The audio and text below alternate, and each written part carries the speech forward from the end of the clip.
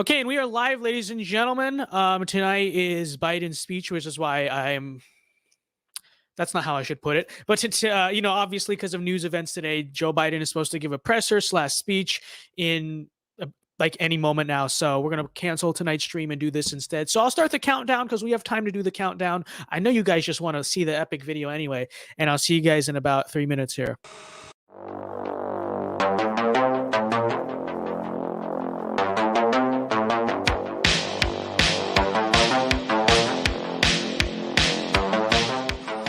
So true. I'm telling you, vince-Dow nationalism, literally the future of the Republican Party. You cannot stop it. Yo, look, I'm the baby now. This monument will never be desecrated. These heroes will never be defaced. From this day forward, a new vision will govern our land. From this day forward, it's going to be only America first. America first.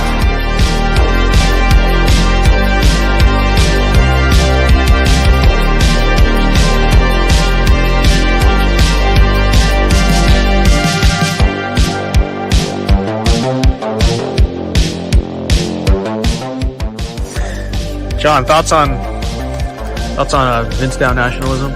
Oh, I mean, I've been campaigning that for the better part of 3 years now.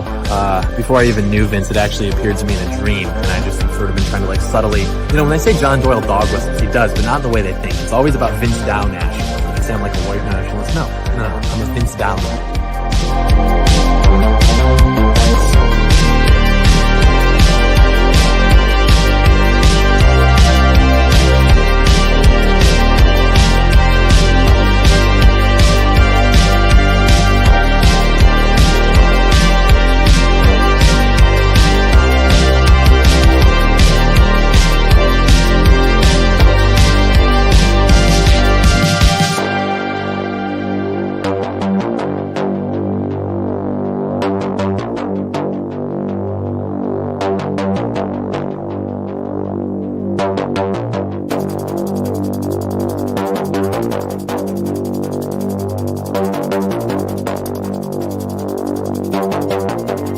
Americanism, not globalism, will be our credo as long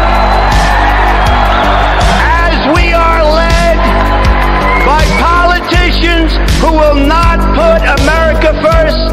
Then we can be assured that other nations will not treat America with respect, the respect that we deserve.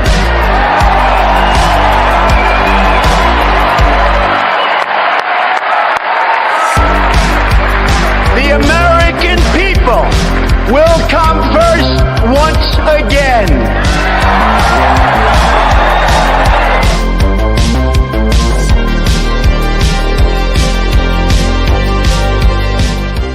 Millions of Americans sincerely love Donald Trump. They love Donald Trump because no one else loved them.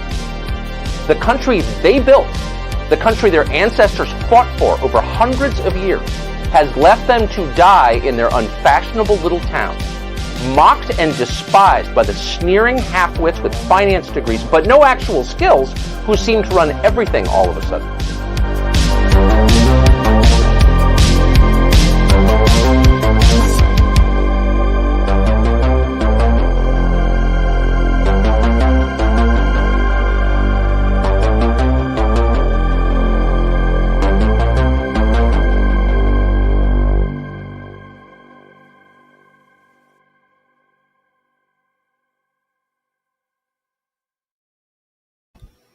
All right, and we are live. I know, guys, very early live stream today, but the news changes, things happen, and I did kind of want to, I guess, cover this live because I figured it's what most people would at least intend to be tuned into for today. So that's what we're gonna do. So if you guys have not heard, because I know some people in chat haven't even heard of this, it's during the day. Most people read the news in the evening. It's barely the evening for me, probably not even the evening for most of you. But so today, there was at least there's actually a series of bombings, but mainly the major one was you have this huge bombing outside Kabul airport that at first I think they said it was 4, now it's 10. I believe now it's 12 US soldiers were killed in that bombing. And so, it's obviously that's tragic. It's terrible. I pray for their families. And in many ways that is the blood is largely on the hands of the American regime, in many ways. But we could talk about that, at another time. But what I would actually like to point out, once again, I always have to warn about this. At any time like anything happens in this Afghanistan situation, is again what you see. And we got Noah Boyd sends me $5. He says, "This is lame. Vince is distracted. Why make fun of a dumb old man instead of exposing neocons?" Okay, who said we were even making? Okay, I will tell you why we were streaming this speech. Okay, that is not actually the point of why we're streaming this. Okay, but as I was literally in the process of pointing out that what you will see again is the grift, the exploitation of the situation from the neocons, and that's literally what I was about to say, Noah. So you were literally right there, okay? Because now what you see, I saw a statement from Dan Crenshaw just a few hours ago saying their blood is on the hands of Biden's withdrawal, right? Like that's why. It's because Biden withdrew, and that's why this happens. And now, because American soldiers were attacked, and genuinely speaking, it is kind of a difficult situation to like. How exactly do you respond to this? Because your soldiers got attacked, and the withdrawal is the goal. But then did you necessarily want to leave in a position of total weakness like that? But that's the thing, right? It's like a genuinely kind of a tough question, I think, for a lot of Americans. But what will the neocons do, in response to this? And what are they already doing? They are now sounding the drums of war again.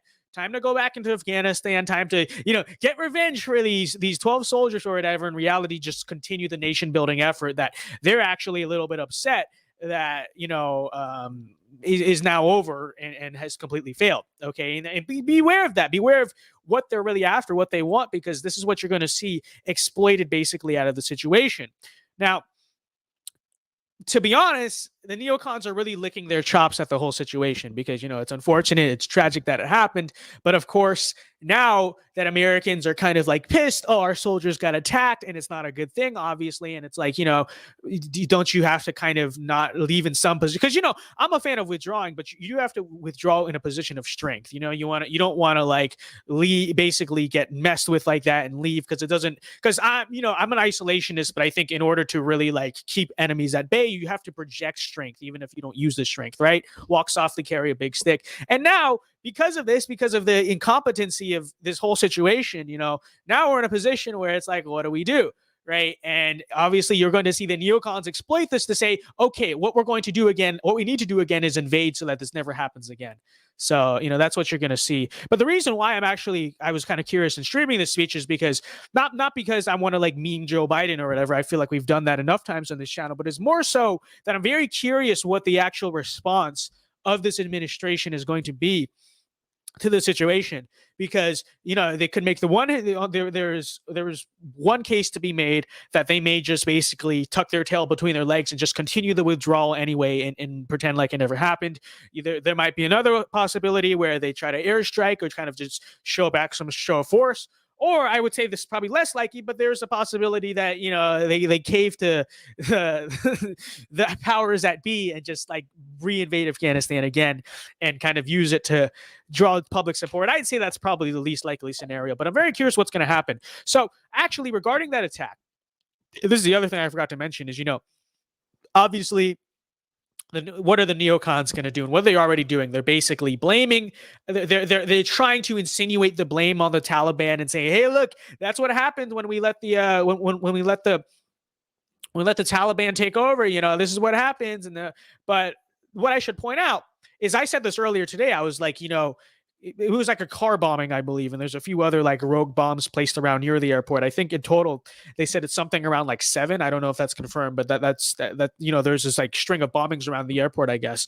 And the thing to keep in mind, I think, is that it is more likely that they were. This is what I said. I said it is more likely that this was done by some rogue actor, right? Just some Islamic jihadist, whatever, that's pissed at America and wants to exact revenge on America, than it is that the actual Taliban themselves did this. Why does that matter? Well, it matters because if the discussion is all about the Taliban, it's like, oh, the Taliban taking over this and that, and the problem is the Taliban, right? who, so far have have given a lot of Americans a hard time, but seem to be not 100% like trying to necessarily directly target Americans, right? Because I think they genuinely kind of do want America to withdraw. And so they'll basically kind of cooperate to an extent just so that America gets out and doesn't really have any reason to come back.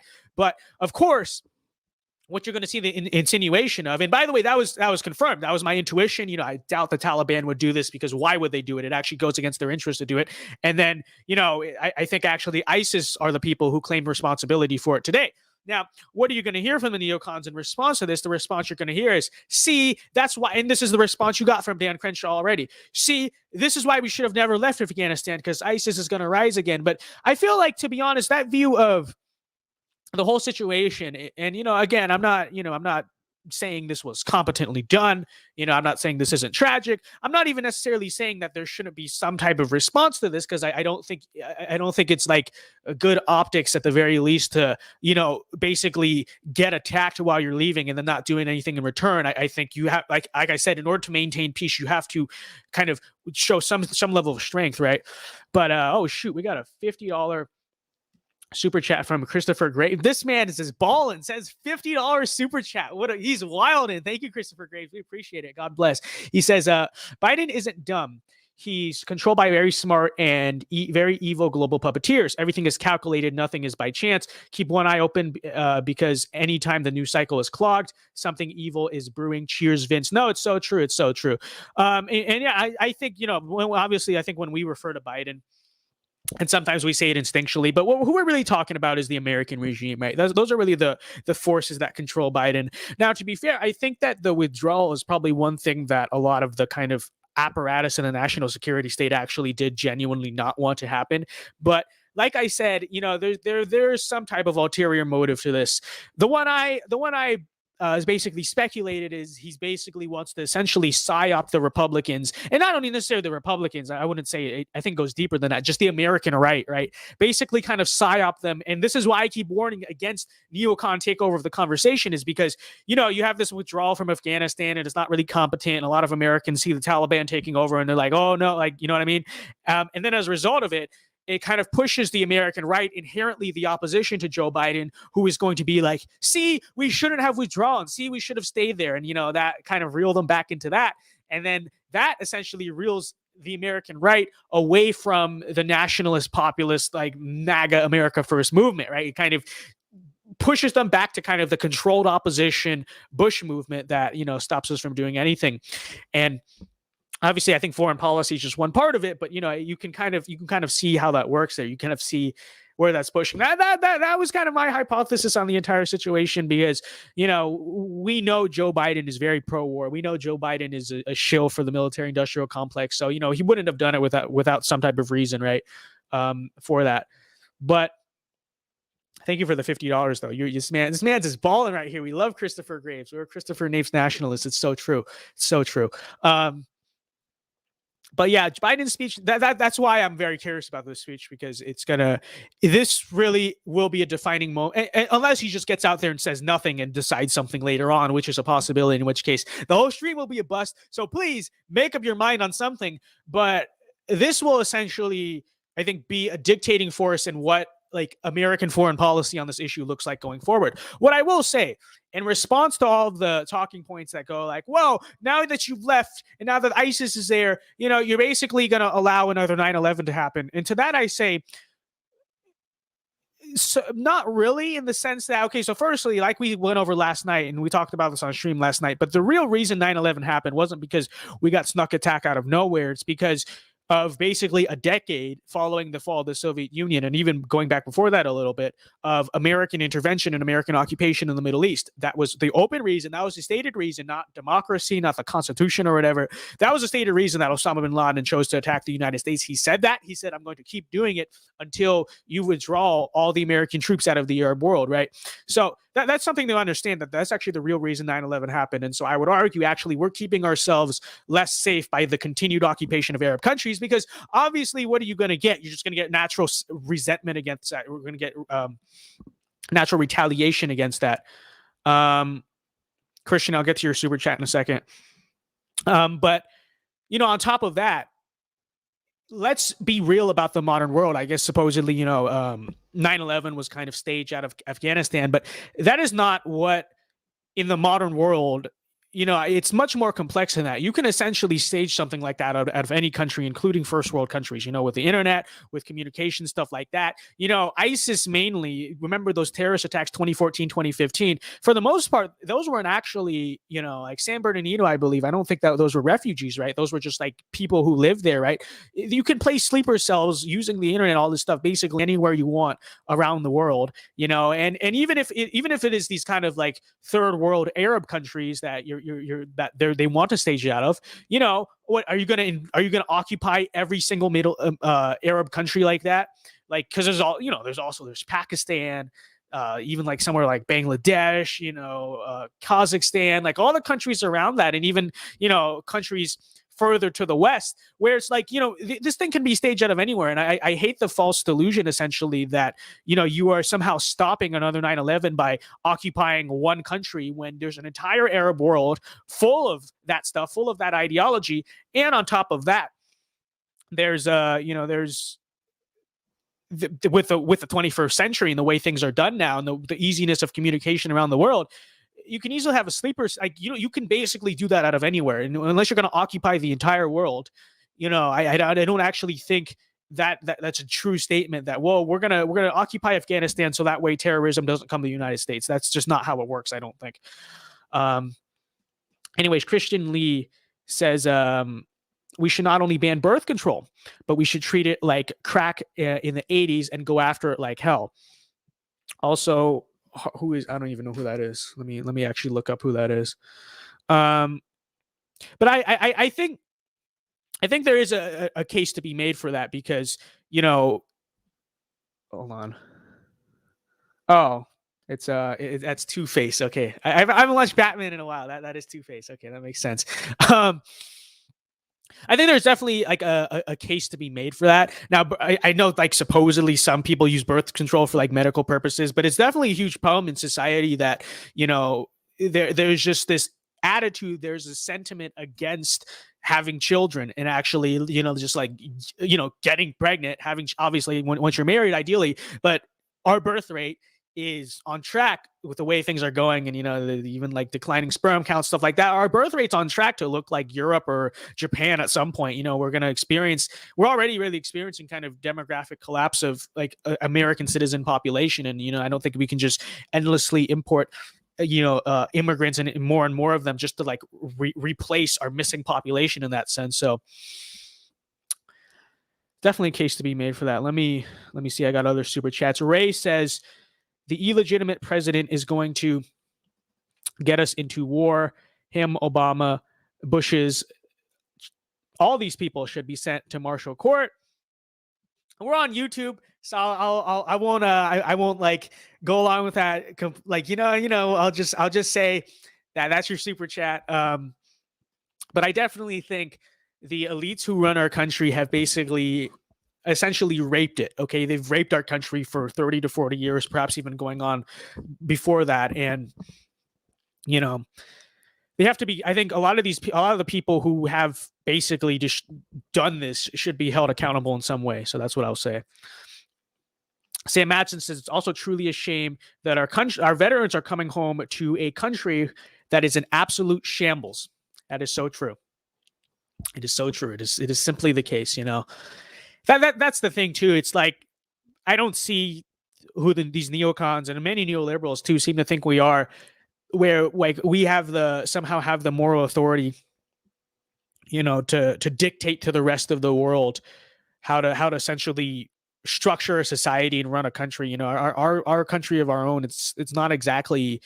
I mean, I think at a time it was, but right now it's not exactly the shining city on a hill. So who are we to really go in Afghanistan and say, well, your problem is you don't have enough women's rights. Your problem is you don't have enough democracy.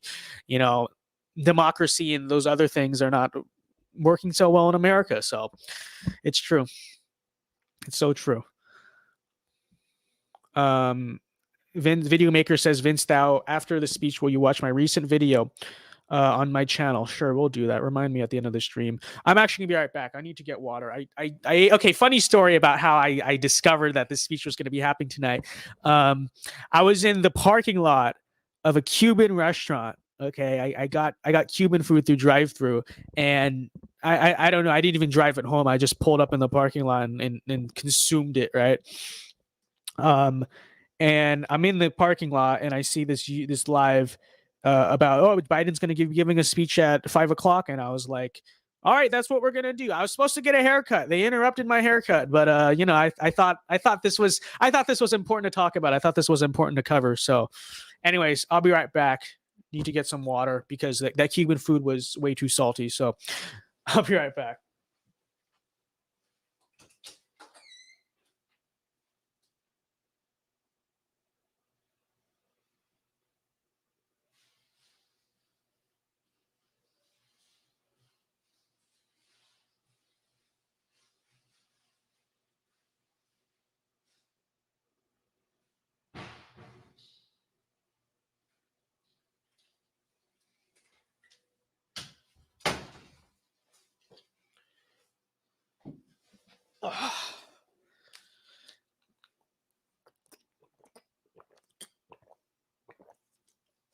Okay, I needed that. I needed that. My mouth.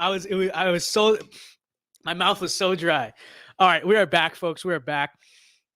Okay, one thing I will say, and we're still waiting here. This man says 5 o'clock. I mean, I figured he was going to be late. That's why I didn't start. I basically didn't start the stream until like right before 5. But sometimes when they actually arrange these things and they time it for this, they actually come out on time. Sometimes, so you never know. You always have to be on your toes. You never know with these presidents, man. But I guess the other thing I was going to point out is that, obviously, like we said, this attack is terrible. It's tragic, right? And we never like to see servicemen get killed in action. But I think that you have to be very mindful of what the actual response to this is, because if you could say yes, because it's what the neocons are going to say. They're going to say, see, you tried to withdraw and you got 12, however many, U.S. soldiers killed in the process, which is bad, which is tragic. But at the same time, what is their alternative to the situation? And the alternative is not necessarily what Trump is saying. Yes, withdraw. Remember, Trump planned to withdraw. He just had a different plan for doing so. And I think that's fair. And I think his plan would have worked out a lot better. But their solution, again, is the permanent occupation of Afghanistan. That's what these people like Dan Crenshaw and all these actors are pushing for. And they're pretty open about that. You see this whole story on Instagram the other day from Dan Crenshaw about how he's not saying Biden did this wrong. He said on that story, this is what happens when you withdraw. This is what happens when you cave to the no more endless wars crowd. People who say that, which he says that like it's a bad thing, right? And so that's what you have to be very mindful of, is that's what these people want. And then if you're going to say, okay, so the alternative is the permanent occupation of Afghanistan, let me ask the question: how many American servicemen, how many soldiers and U.S. civilians too, who are working at whatever jobs there, have been killed during that occupation of Afghanistan that you want to continue? So that's an important point to keep in mind. They're going to say, see, this happened because we withdrew. But how many people have been, killed fighting and occupying Afghanistan in the process of not even directly taking out Al-Qaeda, but trying to subdue the Taliban or nation building in Afghanistan or stuff like that? I think that's very important to keep in mind. That's very important to keep in mind. Ethan Ellis sends me $2. Thank you very much. He says, speech apparently delayed due to lightning.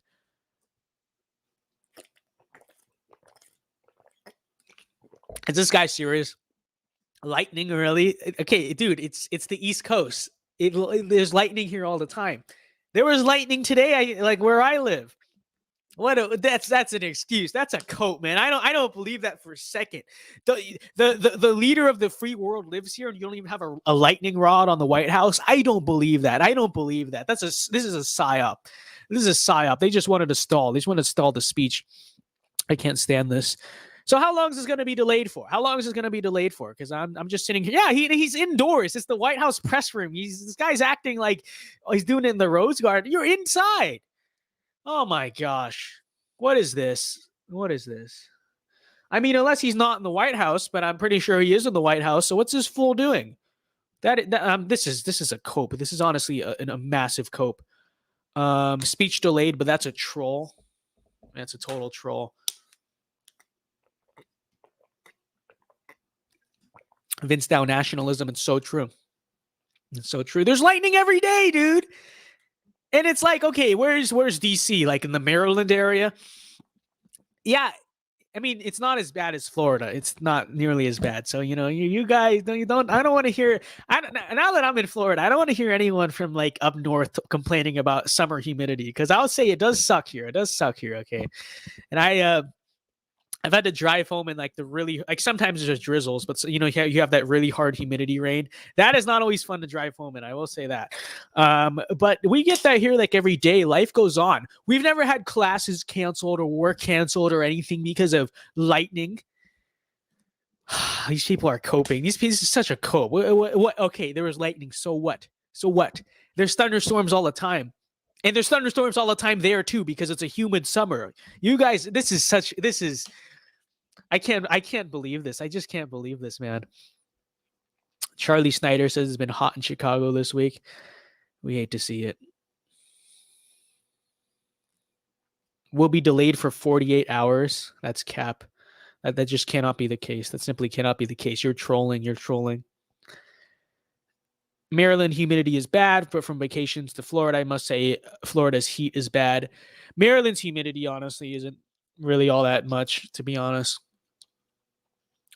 Like it's sweaty, it's uncomfortable, but Florida humidity is bad. Okay, I'll say that. It sometimes, like when you're outside here for more than like 20-30 minutes, it like you really just start to feel like dead inside. Like it's just not fun. It's just not fun. Sam Madsen, whose name I will not acknowledge, his new name is fake, but he says, America 2021, freedom for your 16-year-old daughter to become wealthier than you off of OnlyFans, but not freedom to not wear a mask. It's so true. It's so true. That is basically this country in a nutshell right now, and I will say, and we talked about this on the other stream, actually, which is a video. I might make its own video, actually, but it's like, let's be real about the state of our country. It's not good right now. I don't consider us to be a free country right now. In like many ways, I don't even necessarily consider us to be in like a good state in the country at all. But what I will say in response, and what people often hear in response to that is like, okay, but then does that make you not a patriot? And it's like, no. And I think that's a problem with a lot of the mainstream conservative kind of display of patriotism. Is for them, it's always reliant on how many materialistic things we have in America. Like, oh, but this is the best country in the world because our economy is the biggest, or you can make a lot of money here, or whatever it is, or you have the freedom to start OnlyFans, things like that. And to be completely honest with you, or even because this is the best country in the world because we're free and we have freedom, right? To be completely honest with you, those are not things that are really true in modern America. But the thing for me is that is not why I love America. And I will actually save this take. I gave it on the stream on Saturday, so I won't repeat it totally.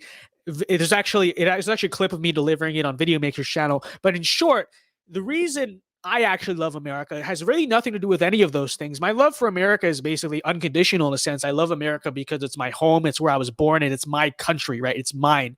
And so that's why I love it. In the same way, you love your kid because it's your kid, right? You don't love your kid because they're super accomplished or they have a 4.0 GPA or whatever, or on the opposite, you would still love your kid even if they're kind of a bum, even if they're kind of a loser, right? You still love your kid unconditionally. Now, don't get me wrong. You may be proud of those things. You may be proud of the fact that your kid is really good in school or really athletic or something like that, but your love for your kid is not conditional on those things, okay? And I think that's something that's very important to distinct, because a lot of these people, let's see, I got we got Elijah in chat. Let's go. Elijah says, I can't tune in because on a show, but good job hosting this. I'll share the link. Keep it up. Thank you, Elijah. We love Elijah Schaefer, don't we, folks? We love to see him. What's up? Dude, I'm so thirsty right now. This is not even funny. But essentially, my concern with these people who love America for these materialistic things, like, oh, because we have freedom. Oh, wait. Here he comes. He has emerged. Apparently, the thunderstorm is over. All right. I'll shut up. We'll watch this. I may actually pause this periodically to give commentary because it is a reaction stream, but we'll tune in. This evening in Kabul, as you all know, terrorists attacked that we've been talking about, worried about, that the intelligence community has assessed, has undertaken an attack by a group known as ISIS-K. Took the lives of American service members standing guard at the airport and wounded several others seriously. He had also wounded a number of civilians, and civilians were killed as well. I've been engaged all day in constant contact with the military commanders here in Washington, the Pentagon, as well as in Afghanistan and Doha. And my commanders here in Washington in the field have been on this with great detail, and you've had a chance to speak to some so far. The situation on the ground is still evolving, and I'm constantly being updated. These American service members who gave their lives, it's an overused word, but it's totally appropriate here, were heroes. Heroes who've been engaged in a dangerous, selfless mission to save the lives of others. They're a part of an airlift, an evacuation effort unlike any seen in history, with more than 100,000 American citizens, American partners, Afghans who helped us, and others taken to safety in the last 11 days. Just in the last 12 hours or so, another 7,000 have gotten out. They were part of the bravest, most capable, the most selfless military on the face of the earth. And they're part of simply what I call the backbone of America. They're the spine of America, the best the country has to offer. Jill and I, our hearts ache, like I'm sure all of you do as well, for all those Afghan families who lost loved ones, including small children, or been wounded in this vicious attack. And we're outraged as well as heartbroken. Being the father of an Army major who served for a year in Iraq, and before that was in Kosovo as a U.S. attorney for the better part of 6 months in the middle of a war. When he came home after a year in Iraq, was diagnosed, like many, many coming home, with an aggressive and lethal cancer of the brain. So you notice, let me pause real quick. You notice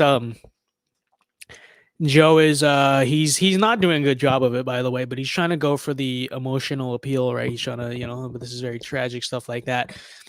So essentially what you're kind of seeing in this part of the speech is like he's trying to like reel you in, he's trying to like open up your heart. But then I would assume in the second half he's gonna basically explain what the response or lack of response essentially is going to be to it, and that's what I'm really curious for. So we'll just kind of like cruise through this part of the speech, and then like I'm more interested in the second part. Like, yeah, he's gonna do this. Let's see where he's going with this, though. That's what I'm most curious of. Like I said in the beginning of the speech, We lost.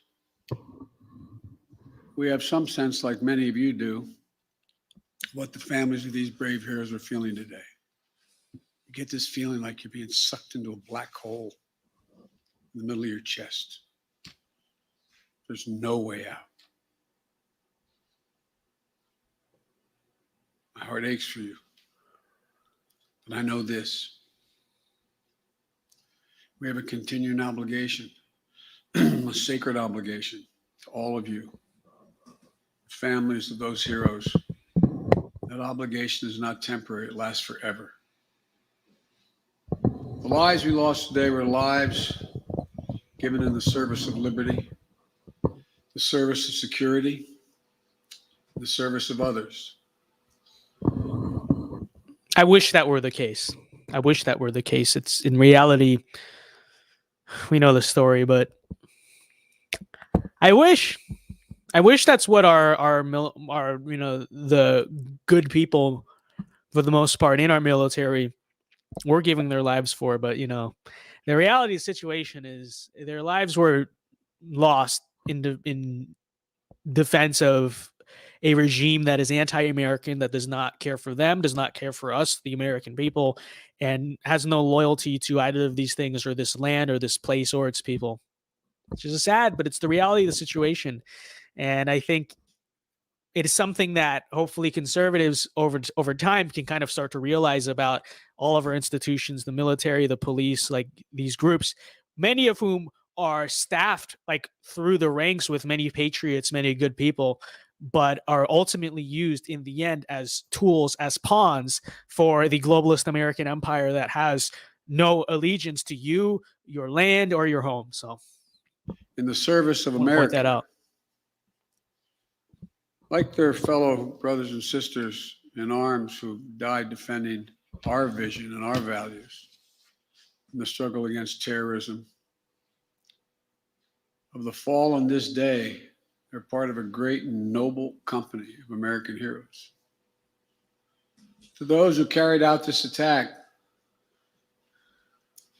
as well as anyone who wishes America harm, know this: we will not forgive.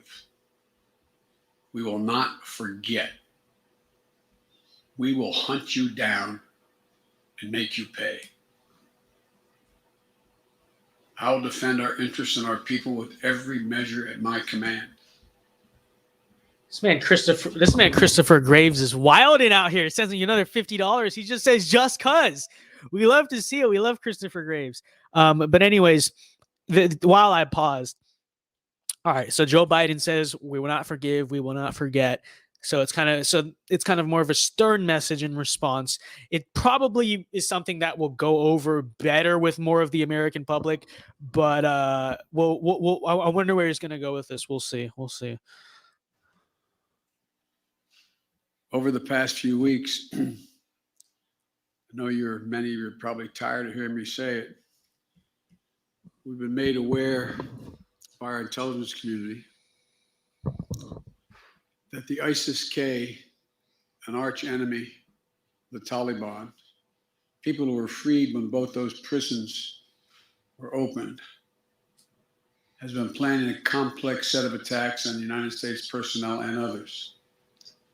This is why, from the outset, I've repeatedly said this mission was extraordinarily dangerous, and on why I've been so determined to limit the duration of this mission. As General McKenzie said, this is why our mission was designed, this is the way it was designed to operate. Operating under severe stress and attack. We've known that from the beginning. And as I've been in constant contact with our senior military leaders, and I mean constant, around the clock, and our commanders on the ground throughout the day, they made it clear that we can and we must complete this mission, and we will. And that's what I've ordered them to do. We will not be deterred by terrorists. We will not let them stop our mission. We will continue the evacuation. I've also ordered my commanders to develop operational plans to strike ISIS-K assets, leadership, and facilities. We will respond with force and precision at our time, at the place we choose, in the moment of our choosing. Here's what you need to know. These ISIS terrorists will not win. We will rescue the Americans. We will get our Afghan allies. And our mission will go on. America will not be intimidated.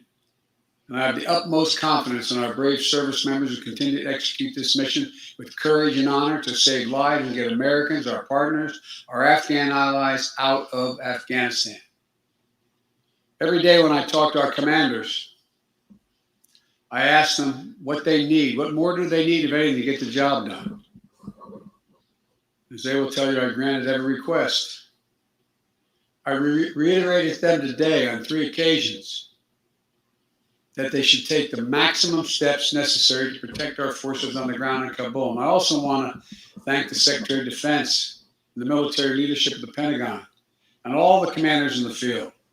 There has been complete unanimity from every commander on the objectives of this mission and the best way to achieve those objectives.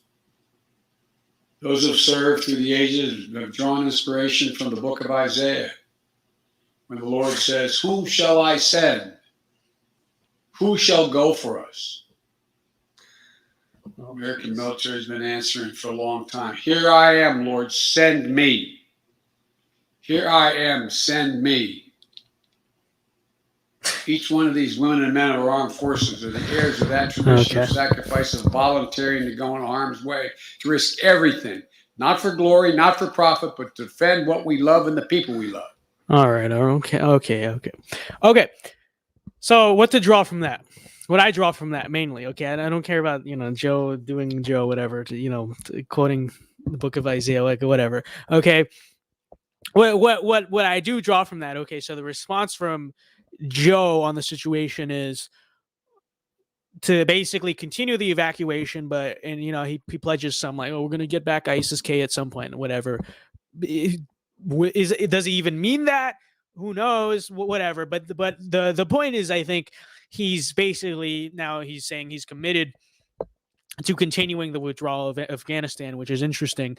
Now, I think basically, on paper at least, I think he's doing it correctly. No, on paper, that's basically the common sense response. You have to continue the evacuation, and then probably, there has to be some type, I think, of kind of pushback against ISIS-K at the very least, just as a show of strength when you leave, so that way you can basically, hopefully, try to leave the world somewhat at peace. But again, the reason I get so concerned with a lot of the stuff here is because what you always tend to see is basically the right wing in America is going to, which obviously we're all on the side of, is going to basically try to oppose everything Biden says. Now, what is Biden committed to? Biden is committed to something I agree with, which is you do have to withdraw from Afghanistan. If you want to airstrike ISIS-K or something, whatever, go ahead. That's not a big deal to me, but the goal still has to be the withdrawal of Afghanistan. And like I brought up before, it is one thing on one hand to what was it? I totally blanked out. I'm sorry about that. But I think that the right met in the neocons, I shouldn't say the right, because I think it's actually the inherently conservative position to not be for intervention and not be for imperialism, because that's more nationalistic. But it's the neoconservative position that essentially, keeping these wars forever. And then what you're going to see is because our side just doesn't like Biden, they will basically try to oppose or be contrary to Biden at every step, which inherently would mean that the contrary opinion to Biden's position would be don't withdraw, actually reinvade, essentially reoccupy, let's get back in the Middle East because we have to, Biden's not doing enough, this and that. That, again, is what concerns me. And it concerns me because the stances that Joe is kind of taking on a lot of these things are not being handled correctly. They're being handled very incompetently. But in principle, many of the things he's doing are things that I actually agree with, and I think even Trump really agrees with. Trump isn't mad that Biden withdrew from Afghanistan. Trump is mad at the way it was handled, this and that. But the neocons, a lot of the people like Lindsey Graham, people like Dan Crenshaw, they are simply mad because Joe Biden withdrew from Afghanistan. And now, because Joe Biden is taking the stance, we're going to continue to withdraw still. We're going to continue this evacuation, and we're just going to get out. He didn't go out and say we're going to get back in Afghanistan. Now, what are you going to see from the neocons? You're going to see the same thing. That's what's concerning to me. But we'll continue this speech, see if there's anything relevant said after this. I ask that you join me now in a moment of silence for all those in uniform and out. We need to. Well, he's referring to the evacuation. That's what he was. He's referring to, Sam. All right, we got super chats. Let me go with them real quick. ISIS-K is basically the Afghanistan branch of ISIS. the Khorasan province. Yeah, but that's what's important to point out too, is like, I guess they were released from prison or whatever, but ISIS-K apparently is actually an enemy of the Taliban, and they're the people who did the attack, which you can't necessarily I guess the right will probably, the neocons at least, will probably try to blame the Taliban and try to use that as the, well, look, see, that's why you shouldn't have let the Taliban take over. But that's what's important to point out about the situation. It was rogue actors. It was people separate of the Taliban. Even if the Taliban did let them out of jail or whatever, I think they just let everyone out of jail, or the jails were simply abandoned, from my understanding. But all right, Christopher Graves is wilding. He is wilding with the $50 super chats. He sends it. So thank you very much. God bless you. He sends another one, and he says, "Did you hear when he hit the podium? I think a bone broke." I don't know if we're at that part in the speech yet. We'll have to see. He said compete instead of complete. Okay. I got you, Sam. All right. Military and civilian have given the last full measure of devotion.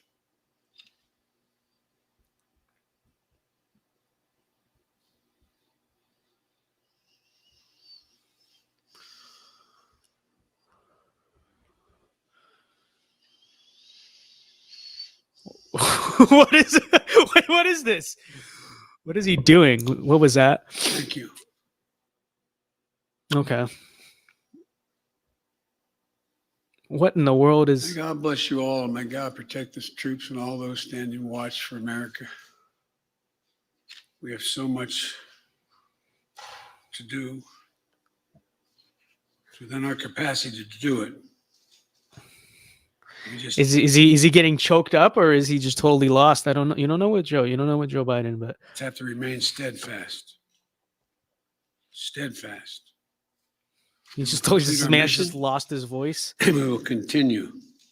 What was that? What the heck was that? What in the world was that? That was so confusing. Can we get an instant replay on that? Can we get an official review? What the heck was that? To find means by which we find any American. What in the world was that? Of Afghanistan. We will find them and we will get them out. Ladies and gentlemen, they gave me a list here. The first person I was instructed to call on was Kelly O'Donnell. So true. You have said leaving Afghanistan is in the national interest of the United States. Now we're going on to after today's attack. Now we're going on to the press conference. All right, let's check out this question. I don't even know what outlet this lady's from, but Do you believe you will authorize additional forces to respond to that attack inside Afghanistan? And are you prepared to add additional forces to protect those Americans who remain on the ground carrying out the evacuation operation? It's very interesting, right? The media has shielded for Biden throughout so much. They covered up his utter lack of mental state, and they still do. All this stuff. And, all the stuff Biden did so far, it was nothing.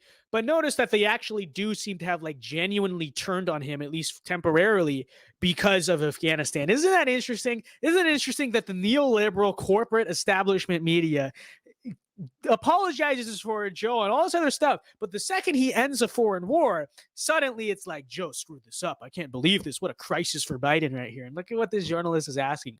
Are you going to send in more troops? It's interesting. It's interesting what of all the things that Biden has done, and I'm not, obviously he screwed this up. This is not a good. This is probably the lowest point of his presidency, but still, you just got unmatched, shilling cult-like behavior in defense of Biden, and they tried so hard, but then all of a sudden he ends a war. Okay, he ends a war. He does something that the military-industrial complex doesn't like, that the American regime. I mean, I guess he technically, somewhat in some ways, the head of the American regime. I think it's other actors, but still kind of those style of actors are not really fans of. And then it's like, we can't believe he did this, but it's interesting, right? Interesting. I've instructed the military, whatever they need, if they need additional force, I will grant it. But the military, from the chairman of the Joint Chiefs, the commanders in the field, have all contacted me one way or another, usually by letter, saying they subscribe to the mission as designed. to get as many people out as we can within the time frame that is allotted. That is the best way they believe to get as many Americans out as possible and others. And with regard to finding, tracking down the ISIS leaders who ordered this, we have some reason to believe we know who they are, not certain. And we will find ways of our choosing without large military operations to get them wherever they are. See, and again, Carter's right about this, right? You see a statement like that. And that on paper, again, Joe is not a competent leader, but and neither really is the regime that he represents in many ways. But the statement there is basically the right response. You continue the withdrawal, you hit back, but try to hit back without really setting troops on the ground, do something limited, right? But of course, the media Christopher Graves says the media hasn't turned. It's gaslighting. They're building a narrative. It's all a psyop, in my opinion. No, I agree with that. And I think there could be many things, but again, I'm going to reiterate. I will double down. And this man's is wild in the $50 super chat just all day long, dude. Thank you very much.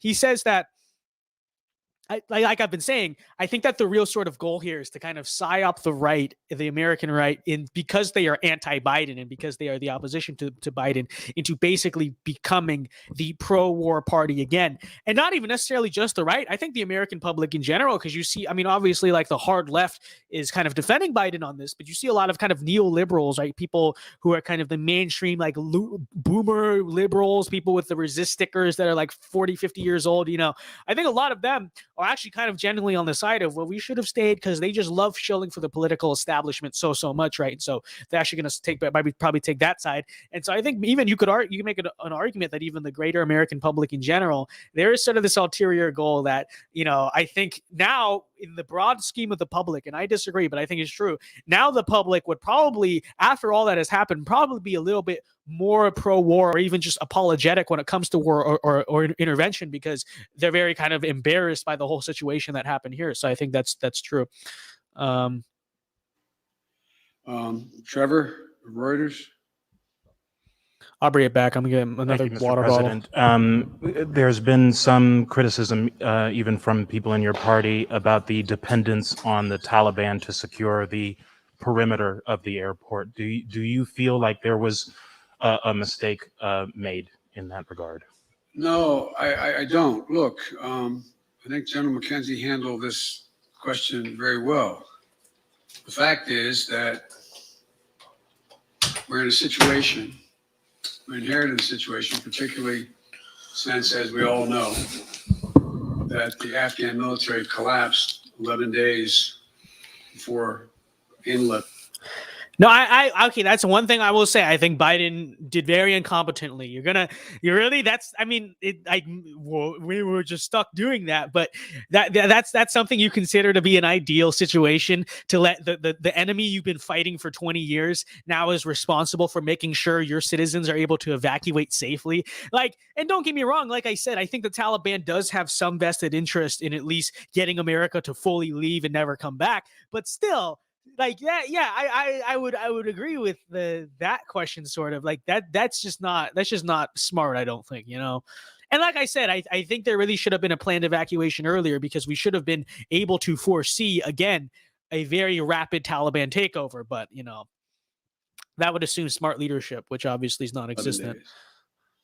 That it is in the interest of, as McKenzie said, in the interest of the Taliban, that, in fact, ISIS-K does not metastasize beyond what it is, number one.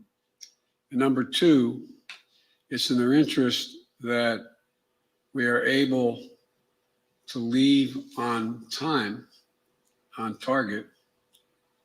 And as a consequence of that, the major things we've asked them, moving back the perimeter, giving more space between the wall, stopping vehicles from coming through, etc., searching people coming through. It is not what you'd call a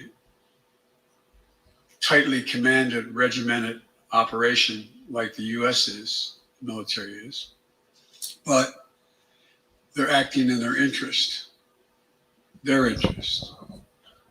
And so, by and large, and I've asked this same question to military on the ground, whether or not it's a useful exercise. No one trusts them. We're just counting on their self-interest to continue to generate their activities. It's in their self-interest that we leave when we said, and that All right. Let's see. Do you guys want to go to the live chat? We're like 10 minutes behind the actual like stream. I said, even in the midst of everything happened today, over 7,000 people we've gotten out, over 5,000 Americans. So we could do that. Let me see. Can I put them on double speed? Because we are behind. And all right, let's see. There's no evidence thus far. There you go. There you go. By any of our now we can catch up to the live. That there has been collusion between the Taliban and ISIS in carrying out what happened today, both in front of the hotel and what is expected to continue for beyond today. Amir, Associated Press. Thank you, Mr. President. You have spoken again powerfully about your own son and the weight of these decisions. With that in mind, and also what you said, that the longer we stay, the more likelihood that there would be a major attack. How do you weigh this guy? This guy just doesn't. What's happened? Okay, no. Because I think what America says matters. What we say we're going to do in the context in which we say we're going to do it, that we do it, unless something exceptional changes. There are additional American citizens. There are additional green card holders. There are additional personnel of our allies. There are additional SIV card holders. There are additional Afghans that have helped us. And there are additional what the heck were they doing there? that have been contacted us, from women's groups to NGOs and others who have. It's a genuine question. I don't even know if this article was real today, but I remember seeing this headline somewhere on wherever that was like, it was like a school in California that was on a summer trip in Afghanistan and they're stuck there now. I was like, what the hell are you doing going to Afghanistan as like a school trip? I don't even know if that headline is real, but I saw it. I was like, I don't know. I should look up if that was a real thing. Maybe someone can verify if that was a real article. But I was like, what the hell are you doing? Like, I'm sorry, if you ever tell, oh, my kid comes home and they're like, Dad, I want to go on my school's doing a field trip to Afghanistan. Can you sign the field trip slip, please? I'm like, what the hell? No, you're not going to Afghanistan. I don't trust those school trips to begin with. Like I would barely trust like a school trip, I guess, within the country. Maybe that'll be fine. Maybe like Canada, England, Europe, Australia, whatever. I mean, to be honest, that's pushing it a little bit. Maybe like Korea or Japan or something, like, oh, okay. But you're going to take school trips into like these like third world countries. Like if my kid came home and said, Dad, we're doing a trip to Mexico. I'm like, you're not going to that. Okay. Afghanistan, Iraq, Syria, like who the hell goes to those places? I don't understand it. I don't understand it. Expressly indicated they want to get out and have gathered in certain circumstances in groups, on buses and other means. That still presents the opportunity for the next several days between now and the 31st to be able to get them out. Let me see if that's real, actually. Our military, and I believe to the extent that we can do that, knowing Afghanistan, knowing California, that we may very well have another attack. The military has concluded that's what we should do. I think they're right. I think they're correct. And after that, no, it is. Oh my God, no, it is. Circumstance where we're just gonna mute him. Who cares? I mean, honestly, you guys are like leaving the chat because he's so boring anyway. So, it is. So this is from The Hill. Dozens of California students' parents stranded in Afghanistan after summer trip abroad. It says dozens of California students are stranded in Afghanistan after taking a summer trip to the country. More than 20 students and 16 parents from the Cajon Valley School District in El Cajon, California, visited Afghanistan on summer Okay, so it wasn't a field trip, but it seemed like they were all traveling together. It doesn't sound like a school sanctioned field trip, but Cajon Valley superintendent alerted school board members on Tuesday that he would be meeting with Representative Daryl Issa from California to discuss the situation. They traveled on special visas for U.S. military service. Oh, okay. Well, that makes a little more sense, I guess. What are they? I guess they're visiting. So I'm assuming they're visiting like service members who are family or whatever. But why didn't they get out with the service members? This is all very confusing. It's just kind of weird. I don't know, but okay, so at least it wasn't. I read the headline. I'm like, these fools took a field trip to Afghanistan. Who the hell sanctioned this? Who the hell is not getting? How are they not getting sued for this? But still, I don't know what you're doing going to Afghanistan. Okay, if you're, and they're all from the same school district, so it sounds like they all went together, which is just, and their families can't reach the military side of the airport either. Not the best decision, to be honest. Let's pray they get home, but I don't know what you're doing going to Afghanistan, man. There are, I would argue, millions of Afghani citizens. Exactly. And on the summer where we're withdrawing, that's when you go visit, with us as SIVs, who have given a chance, maybe on board a plane tomorrow. It sounds ridiculous, but the vast majority of people in communities like that want to come to America given a choice. So getting every single person out can't be guaranteed to anybody because there's a determination all who wants to get out as well. Anyway, it's a process. I was really pointing to you, but you, sir. Thank you, Mr. President. There are reports that U.S. officials provided the Taliban with names of Americans and Afghan officials to evacuate. Were you aware of that? Did that happen? And then, sir, I swear, every journalist, male journalist, looks so low key. It's just so funny. Here's what I've done. Let's answer the last question first. On the tactical questions of how to conduct an evacuation or a war, I gather up all the major military personnel that are in Afghanistan, the commanders.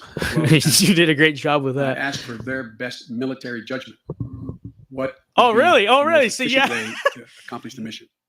Yeah, well, that actually says a lot about the leadership of the military. That's what you could muster up. That's what you guys got together. Really? Is that so? Yeah.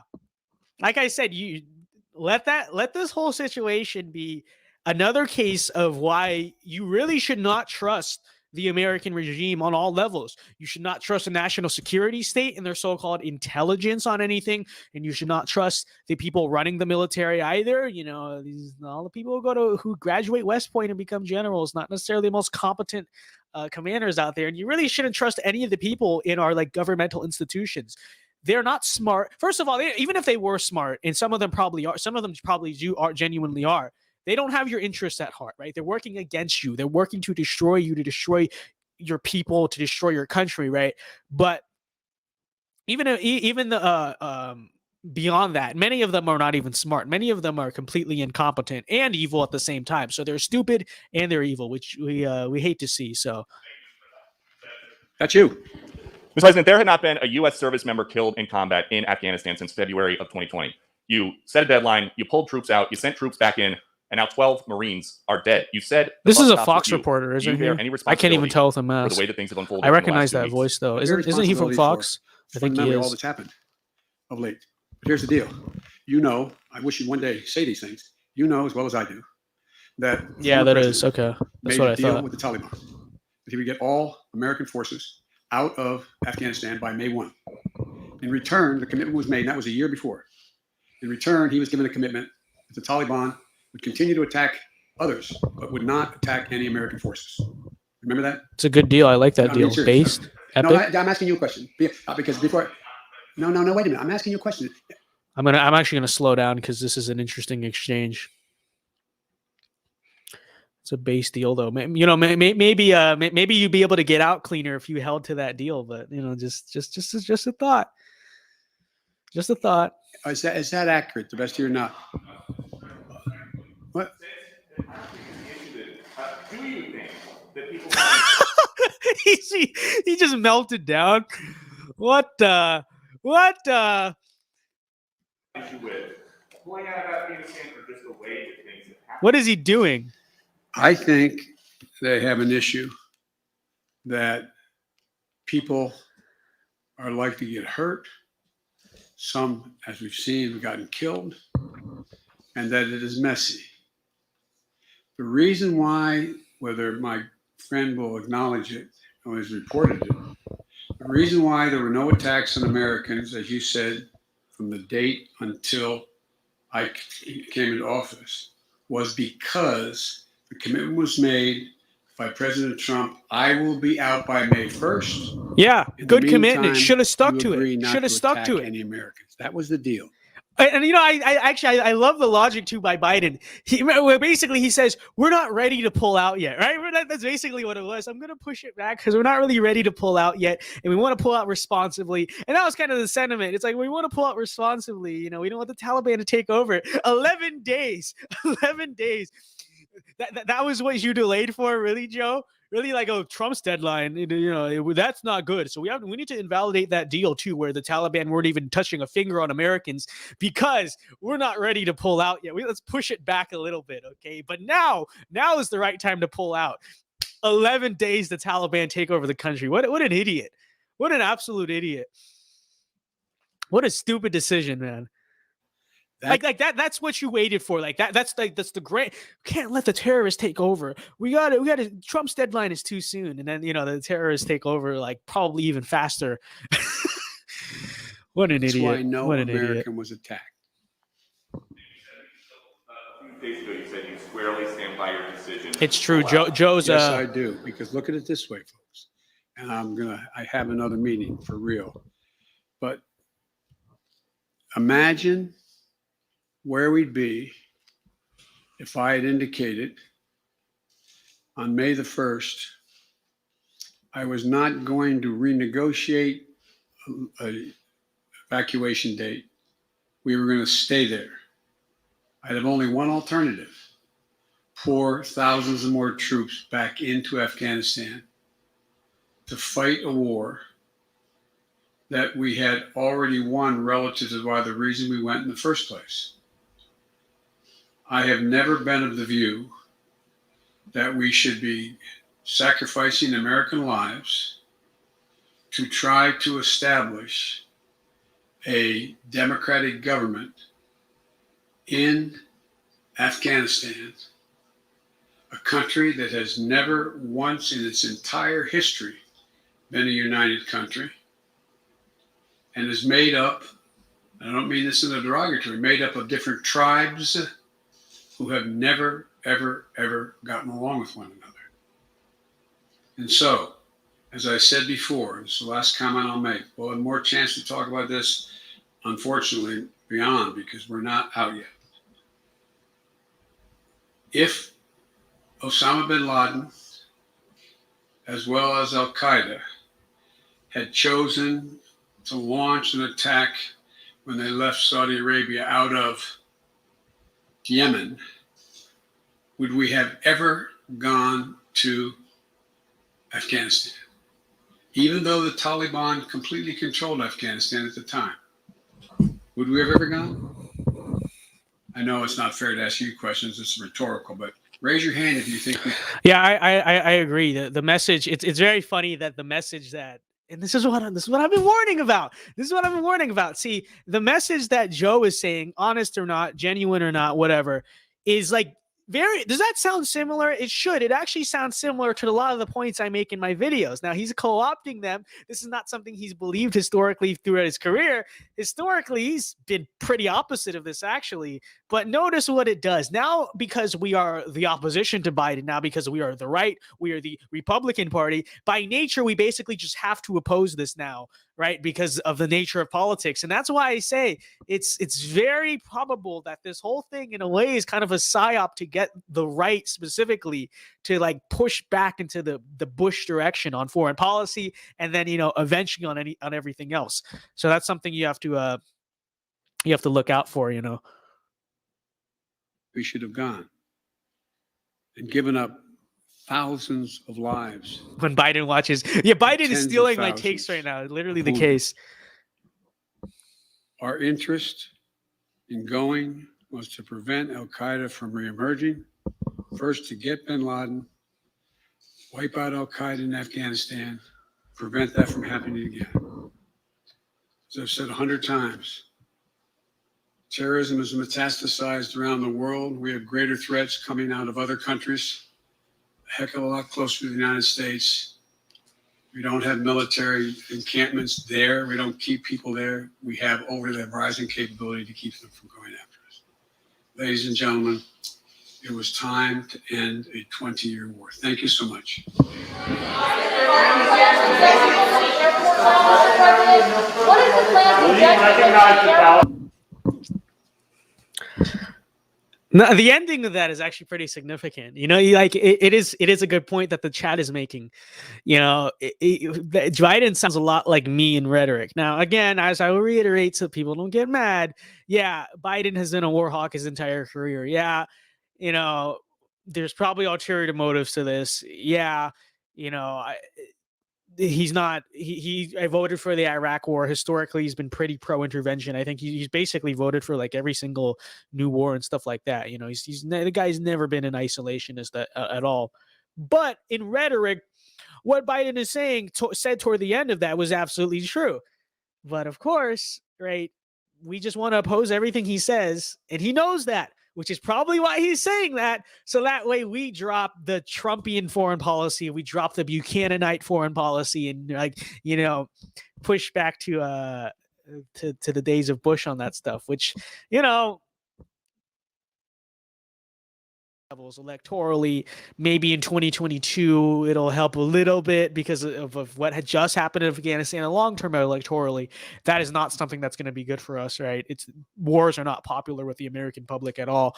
And I would say even beyond electoral politics, you know, it says a lot. Nation building and trying to empire build really in many ways over like what we have been since the fall of the Cold War has basically been like the Roman Empire, like you know, an overstretched global empire that is stretched too thin and has hollowed itself out too much, because which we have too. And that's not just on the point of war, that's on the point of, you know, selling out manufacturing and everything, and kind of the globalization of the American population, you know, the hollowing out of like our own basically core homeland as this empire. And I don't even say empire in a good way. I don't think we should be an empire, but that's essentially what we have been functioning as, right, as an empire. We have hollowed out the core of our empire. We're stretched too thin. And that is how empires collapse, right? That's like, it's just like game one of how empires collapse. So keep an eye on that. Don't let the right become that just because, you know, Joe Biden is now all of a sudden making the Ron Paul, Pat Buchanan kind of populist take on foreign policy. Like, don't be fooled. Do not be deceived. Okay, do not be deceived.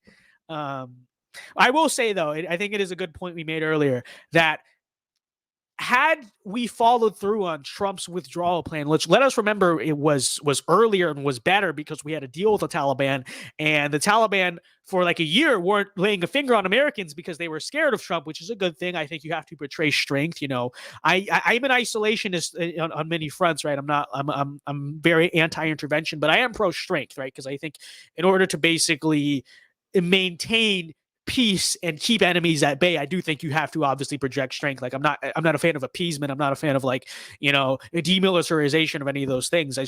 But you know, so that's kind of where I stand. And I think it was obviously a good thing that the Taliban and a lot of foreign countries were kind of scared of Trump. Like that's a good thing. It's not a bad thing. That's a great thing. But what's important to be pointed out about it is that so Trump has this plan to withdraw by May 1st. And Biden pushes it back with what justification? What was the justification on that? It was because we don't want the terrorists to take over. We don't want the Taliban to take over, right? So what we threw out of the window was this deal we had with the Taliban. The Taliban weren't going to lay a finger on Americans, but also, right? Also, you know, we had this very kind of strict like guidelines in place, and we told the Taliban if you know if you don't follow through on this, you know, you're going to face retaliation, right? But we kind of had this in place, and had Trump withdrawn, I think he would have known, you know, we got to get the citizens out first. We got to like basically have the military leave last, so that way they can oversee everything else, right? But the thing is that again, Joe pushes this back because he says, it's not time yet. The terrorists are going to take over. The Taliban are going to take over. So he pushes it back, and he pushes it back for what exactly? What was the point of this extra 3 months or whatever? Kabul fell in 11 days, right? And now you have terrorist attacks on Americans and stuff like this happening in Afghanistan. Really? That was the point? We're being cautious. We want to pull out safer. We want to pull out responsibly. That's your responsible withdrawal. So, really should have kept the earlier deadline. There's no point to this extra 3 months, And I think that's important to remember when we frame Joe as the isolationist. Let us remember that he actually delayed the deadline from Trump and actually kind of criticized the Trump withdrawal for being too soon. So let us remember that, and let us use that as a talking point when we go up against these neocons who basically are going to say, well, you should have stayed in Afghanistan. Let us remind you, that's not what Donald Trump wanted, the guy whose movement you're now grifting and trying to like insert your talking points into and stuff like that. Let us remember that is not what Trump was a fan of. That's not what any of us were a fan of. As a matter of fact, it was Joe in this, like now it is the case that Joe is the isolationist. Joe is like the populist, the nationalist on this issue. But let us remind ourselves of the kind of the true timeline here, right? Originally, it was Joe that was the hawk here, okay? So let us remember that, and let us kind of use that to not let neocons, again, hijack the conversation. I think that's very important. But anyways. Let's take a look at the chat. That's the end of the speech, so the populist position is not the popular position. I don't think that's the case, actually. You look at the polls, most Americans did want to get out of Afghanistan. I mean, it's true. A war has not been... Lalo, stop pretending like foreign war is something, or imperialism is anything that's historically at all been popular in America. Every single foreign war, with the exception of like World War II, that America and the Civil War, whatever. Actually, even the Civil War to an extent, but that doesn't really count because it's like a domestic war, has been controversial with the public to a pretty large extent. Like we're not we don't have imperialism really grounded into our ethos at all. So Joe was literally there at the fall of Saigon. That's true. Joe has the right tools for the job. That's a funny joke. Jen Psaki is speaking right now if you want to watch that too. I don't know who really wants to watch that. But let's see. 2021 Biden greater than 20. Okay, let's calm down there, Carter. I don't think that's the case, really. I wouldn't say that's the case. I mean, Trump was not anti-withdrawal at all. Like he's been criticizing Biden, but he hasn't said that that withdrawal was bad.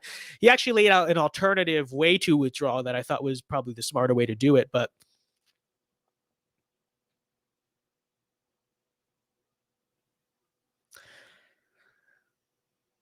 if Afghanistan ended before Bush left, we would have been better off, to be honest. Probably the case, to be honest. Lalo says, I'm willing to hop on the stream right now and debate you on why we should be staying in Afghanistan. Sure. Hold on. You know what? I'm kind of, let me get coffee real quick because I'm like kind of sleepy right now. So I will do that and then you can hop on the stream. So that way I'm like awake.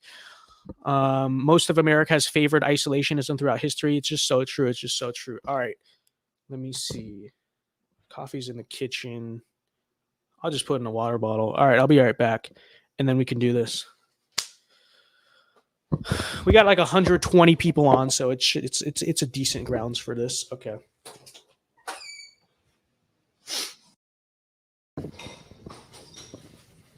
So I'm on stream right now. Yes, it is coffee. Wow.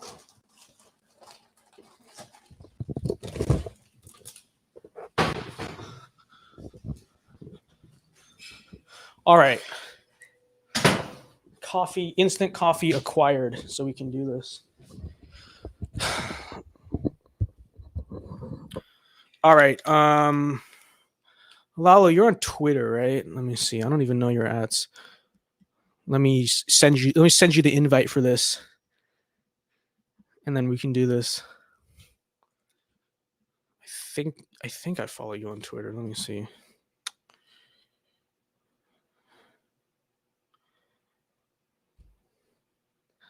Let me find you. All right.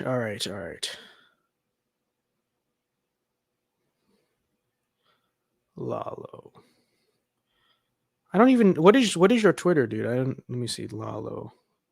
You're not coming up on. Don't you? I swear you have to be on Twitter. You're on Twitter, aren't you? I don't even know.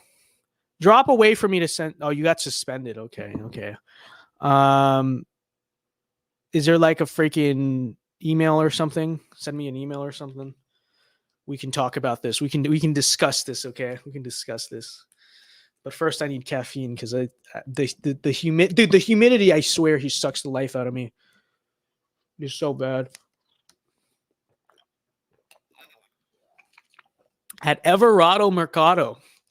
Oh, is that so? Man's just doxed his ban evasion in chat. That was you should have DM'd that to me. Okay, you should have DM'd that to me. But I don't think anyone's gonna notice, to be honest. Sweet tea disguised as coffee. It is not true. It is not true. Okay, this is instant coffee, as you can tell. Although I should stop getting Starbucks brand. We need some one of those conservative coffee brands that is what we need. We need a conservative coffee brand to sponsor this show, and I'll only drink their coffee from now on. That's what we need. That would actually be a fitting sponsorship. That wouldn't even be like a cringe one. Like that would be base. Like every single like sponsorship section of a video, it's like, okay, so I know Mr. Orange Horseman is going to be coping at this, but he's cringe and we're epic. So here's why you should drink, I don't know, XYZ coffee. So I know Black Rifle, they had some controversy there, but there are others besides Black Rifle. I know there's actually a few of them. So, let me change out the battery in my camera as well. But I think, let me DM you on Twitter, Lalo. Let's see here. Evercado Mercado, is that the username? There's no user by that name. I don't think I'm spelling it right. Let me see. At Everardo. Okay, Everardo Mercado. There's no user by what the heck is this? Everardo Mercado. Oh my god. Okay, this is annoying. This is just annoying. This is literally just annoying right now. All right, maybe I'll just use the email. Maybe I'll just use the email. I don't even know. Check chat. Which chat? Oh, okay. You okay? Hold on. This man's spelling his user wrong, and then I'm out here trying to find this fool on Twitter. Okay, Everardo Mercado, Cado, whatever.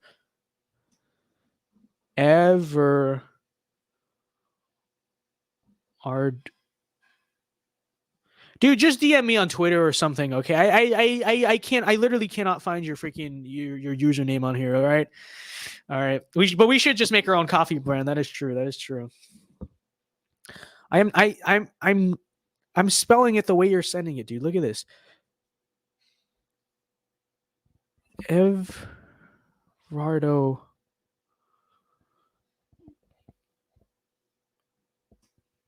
There's literally no user by that name. It's just not true. It's not true.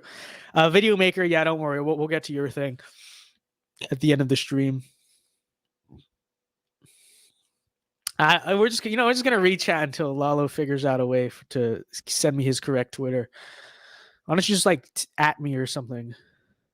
Because clearly, yeah, it's just unable for me to find them. So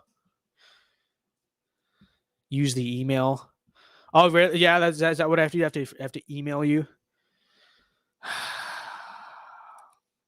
The other state email. All right, where's this guy's email? Let's see. I got suspended. Let's see. Discord. Yeah, no, I don't use Discord. Discord is annoying. Everardo Mercado. I actually hate Discord. That's a fact about me. Everyone is always like, why aren't you more active in your Discord server? The answer is I genuinely can't stand Discord. Like the UI is just terrible. It's just like it's not it's hard to use, first of all. Like it's extremely difficult to use, and it's just not cool. And also there's a lot of weird people on there. Okay. I will say that there's a lot of weird people on there. We do have in our private community, like content creators, we do have a lot of crazy stories of some weirdos on Discord. So I know them from secondhand because, again, I never really was on Discord, but I get told things. I get told things from the community on Discord, and it's not good. It's not good. There's a lot of weirdos on there. There's a lot of coomers on there. It's just not a good place. All right, hold on. I'm gonna switch out my camera battery, and then we can debate Lalo for a few minutes. So let me see. So I sent it to your email, so you should let me see if he's in the studio. I didn't check yet. Yeah, no, he's not in yet. But he should be in soon. So this will be epic. This will be fun. So let me actually go plug in the other one. All right, give me like a few minutes here, and then we will get started here. Okay, we'll get started here on this. Remote shooting. Okay, camera should be back online about now. Psych, there we go.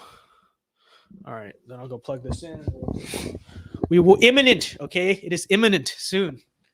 We'll start this. We will do this.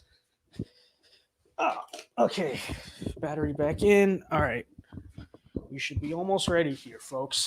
All right, sorry to keep you waiting. Complicated business. Okay. All right. Now I think we should be ready. Let me get rid of this and let us go ahead. So Lalo, again, for those of you who weren't there in chat, wants to debate me actually about staying in Afghanistan. So let us do this. Okay, you can hear me, right, Vince? Yeah, I got you. All right, everything's kosher. So my stated position is that as of, let's say, it depends on what starting point you want me to do. So do you want to debate like as of the year 2000 or after 9/11 or 2017 when? I mean, whatever. I don't know where you're really going with. So wherever you want, really. I mean, go ahead. Okay. So as of if Biden is already president, all right, if we just concede that it's, let's say, January of 21, what are we going to do about it? I'm for us staying temporarily in that case. For what purpose exactly? Okay, so if you look at the amount of investment we put into Afghanistan in both manpower as well as finances, it's not at the level where it would make or break the U.S. military or anything really. And, you know, politically, I would see it as a viable option to stay in there and then let Joe Biden weather the attrition of the public and have not have a position compromised necessarily in that general area. Whereas now we have a botched pullout that could have happened theoretically under another president, but instead we just lost all the leverage we ever had to begin with. But what exactly do you think is the relevance of that leverage? Okay, so the leverage being is that we can more or less have a veto power over anything significant that happens in the general area, which includes any sort of massive troop movement of any particular partisan group of any ISIS caliphate or any sort of Chinese delegation, etc. And basically by doing that, we're future-proofing the situation from it escalating into something way bigger, or stopping the Iranians from moving a lot of drugs and other stuff from Afghanistan and exporting it to the Europeans, which is something that's pretty niche and people don't know about usually. So, but okay, the thing about the situation is that if you want to say that that's our role essentially in Afghanistan, that could be used to essentially justify staying in there forever, essentially, because we both agree that basically the second we leave, it's like basically more or less Taliban takeover inevitable. The government we set up there is going to collapse. You know, you might say, well, only under Biden or whatever, but the stance you're taking, like, this is why we need the veto power there. The threats essentially that you're saying that this region poses, or things that could happen, those are not things that are exclusive to the Biden presidency. They were a threat before, they would have happened before, they would have happened after. So are you saying that basically, you know, just permanent occupation there, or what exactly are you saying on that front? Okay, so it could go one of two ways. Okay, so first of all, the compromise position would be that, let's say hypothetically, if Trump were still president today, you could say that if we had the troops there and we had the negotiations and the ball rolling, theoretically, we could have worked out a settlement in which we could have had either advisors, or we could have had some sort of limited, like maybe a military base in Bagram Air Base in particular, where we don't really leave the perimeter, but we always have, let's say, 5,000 troops that can waltz in at any moment and airstrike and go in and do what we need, or also just pull out entirely. But with the notion that, okay, first of all, you're going to have a couple month window where you don't attack a single one of us, which is one of the Trump preconditions.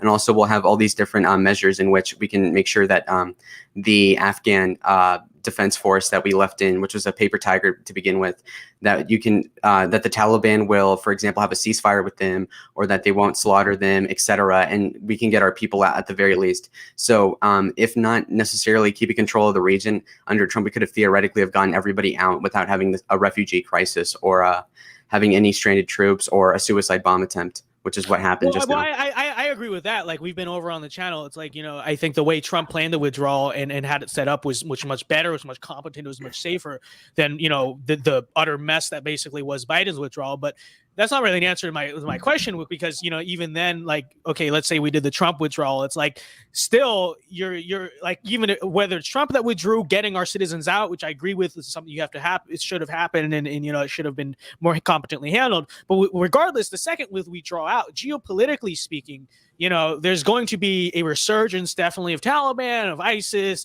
You know, Iran might even move in, and that might even be the case if we just had like one air base or something there. You know, unless we were constantly using it, unless we're constantly having to flex that muscle, you know, within the remote parts of the country or whatever. You know, these types of activities could easily come back. And so, like I said, I think when you kind of go down this rabbit hole of logic, essentially, what time and time again you will come back towards, unless you're of the stance that, you know, our only interest essentially was taking out Al-Qaeda. That's done. It's not our duty to really nation build or even determine the geopolitical affairs of this region.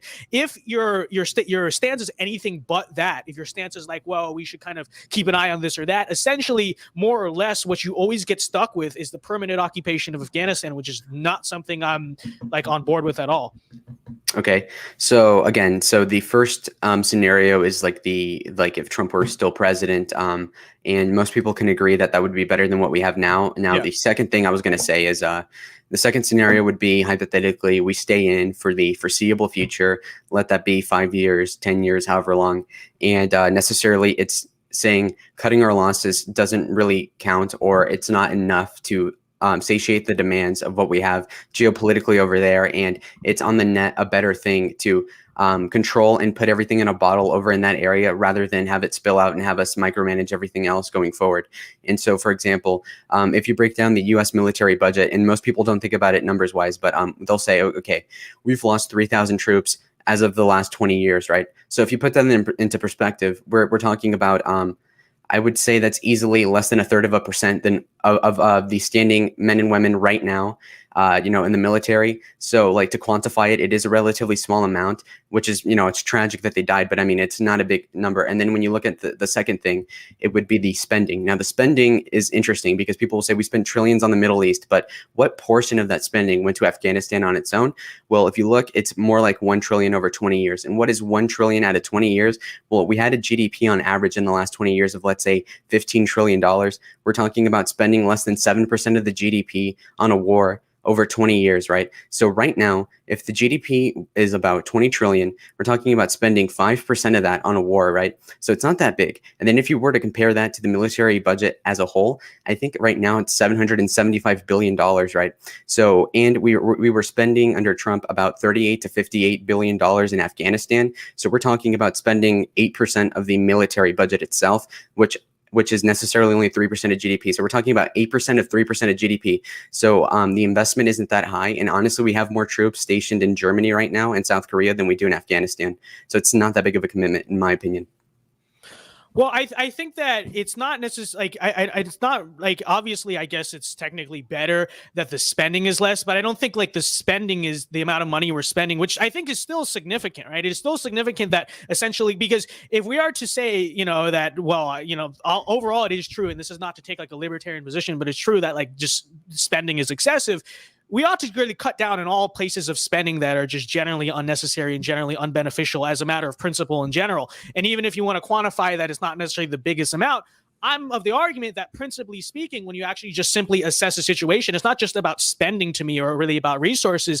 It's about the fact that America essentially should not be putting money into the nation building of other places that just doesn't suit our interests and just is not for the benefit of our people at all, you know. And I think in terms of security risk, you know, we talked about this on the other stream, but it is largely true that, you know, people always kind of refer to, well, it's kind of keeping us safe because we're preventing a 9/11. Like, I honestly think that whole kind of train, and not saying necessarily you even said that, but that whole kind of train of thinking that it's good for our security purposes is really a fallacy, because number one, even if it is true that 9/11 was kind of planned together in Afghanistan, it's also true that now in the age of the internet, a terrorist can basically strike from anywhere in the world. And it's also true that Afghanistan is not the only country where they could stage an attack like that. You know, there's Libya, there's all these countries in Africa, there's the countries bordering Afghanistan, like similar states of these countries where it's equally easy to kind of do what they did out of Afghanistan, unless you're going to make the case to basically at least keep an eye or put troops in like all those countries. You know, obviously that's just not feasible. And so I guess the spending, it's like, okay, fine, but it's not really that big. I mean, I still think 5% of our GDP is too much for a war that I think we have no place in at this point anyway.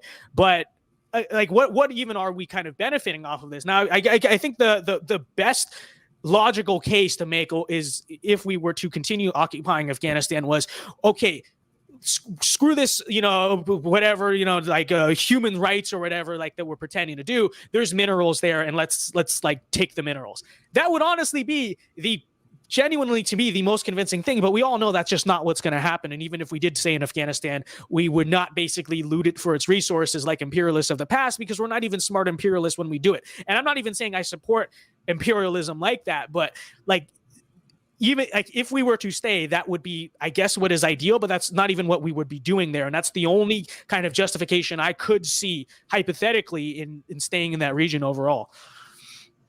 Okay, so with the mode of thinking of you trying to like say, okay, this is the most logical reason, I do also agree that resource exploitation could be a process in occupying it. Now, obviously, that is more complicated than it, like, you know, just saying it, because obviously part of the reason why we haven't extracted resources is because we necessarily let the warlords that we're trying to appease in, not even in the Taliban, but like subgroups within that. We've been keeping them at bay by letting them harvest opium and heroin and all this, and they sell that to the Iranians, and, you know, it trickles down into pharmaceuticals eventually. And basically these poppy fields are a way to sort of launder money to fund the CIA covert operations. And so you could trample down on that. Now, again, that's not necessarily saying like that the CIA should exist in that capacity in Afghanistan. I'm just saying that is the reality. And so basically letting them get the opium and control it lets the CIA and the these globalist forces exert their power basically in that area. And so that is one of the downsides of staying in Afghanistan. But keep in mind that they're going to be thirsty for the funding in some other format. And also, when you mentioned the funding and how it's superfluous and that we don't need to be spending that amount, if you were to look at any other war where we pulled out of since World War II, the funding has still gone up in the military. So any savings you would get from pulling out of Afghanistan would go somewhere else. And that's also going in with the theory that, oh, Rep has said before, Joe Biden's only pulling out because he wants to invade Syria, which may be true, maybe not true. But ultimately, the U.S. government always finds a way to spend the money elsewhere. So even if you say we're going to save the $50 billion this year, they're going to spend it on something else. So again, after Korea, the funding still went up after we pulled out. If you look at Vietnam, the funding went up after we pulled out. You look at Yugoslavia after we bombed them, the funding numbers kept going up for the U.S. budget, not the federal budget, but we're talking about the military budget specifically. After the Iraq War pullout in 2011, the funding still went up. So any savings literally isn't real because it's just going to something else.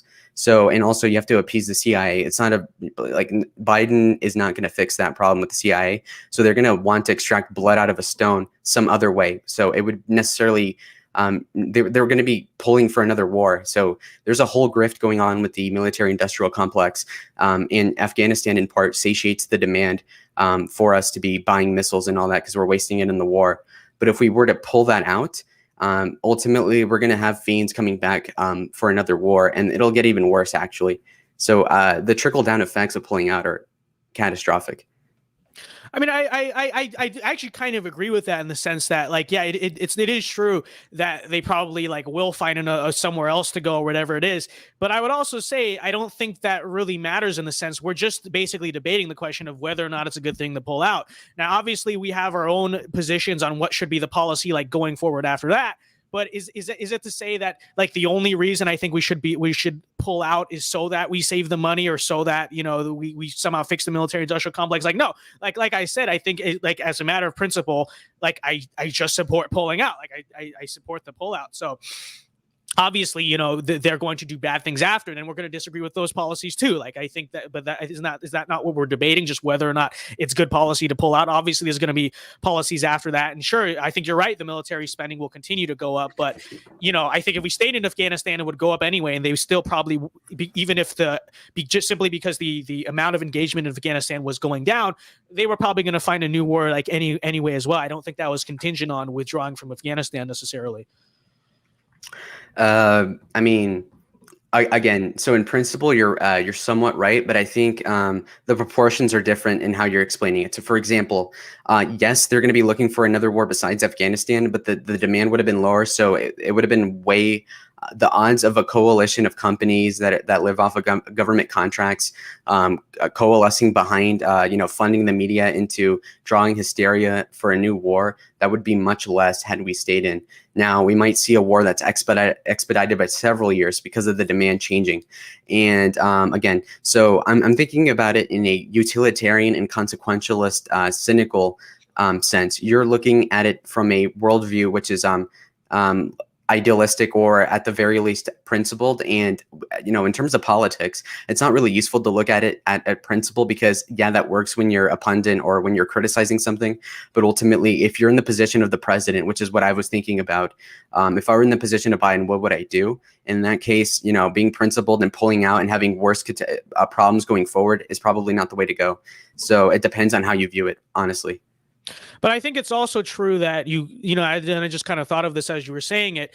You look at what I would argue this, you look at what they were, you could tell the regime and you could tell what the apparatus was trying to put funding towards was a new war on terror and still is to an extent. And the point of that, and you make a point, yeah, you know, in terms of foreign wars, if we're still in Afghanistan, it's kind of harder to justify new foreign wars for more spending and more funding to our agencies and our military stuff like this. But also look at what's been going on since January 6th. We all know, and I'm sure we agree, that a lot of this is a lot of the stuff about white supremacy and the threat of basically Trump supporters as a terrorist threat.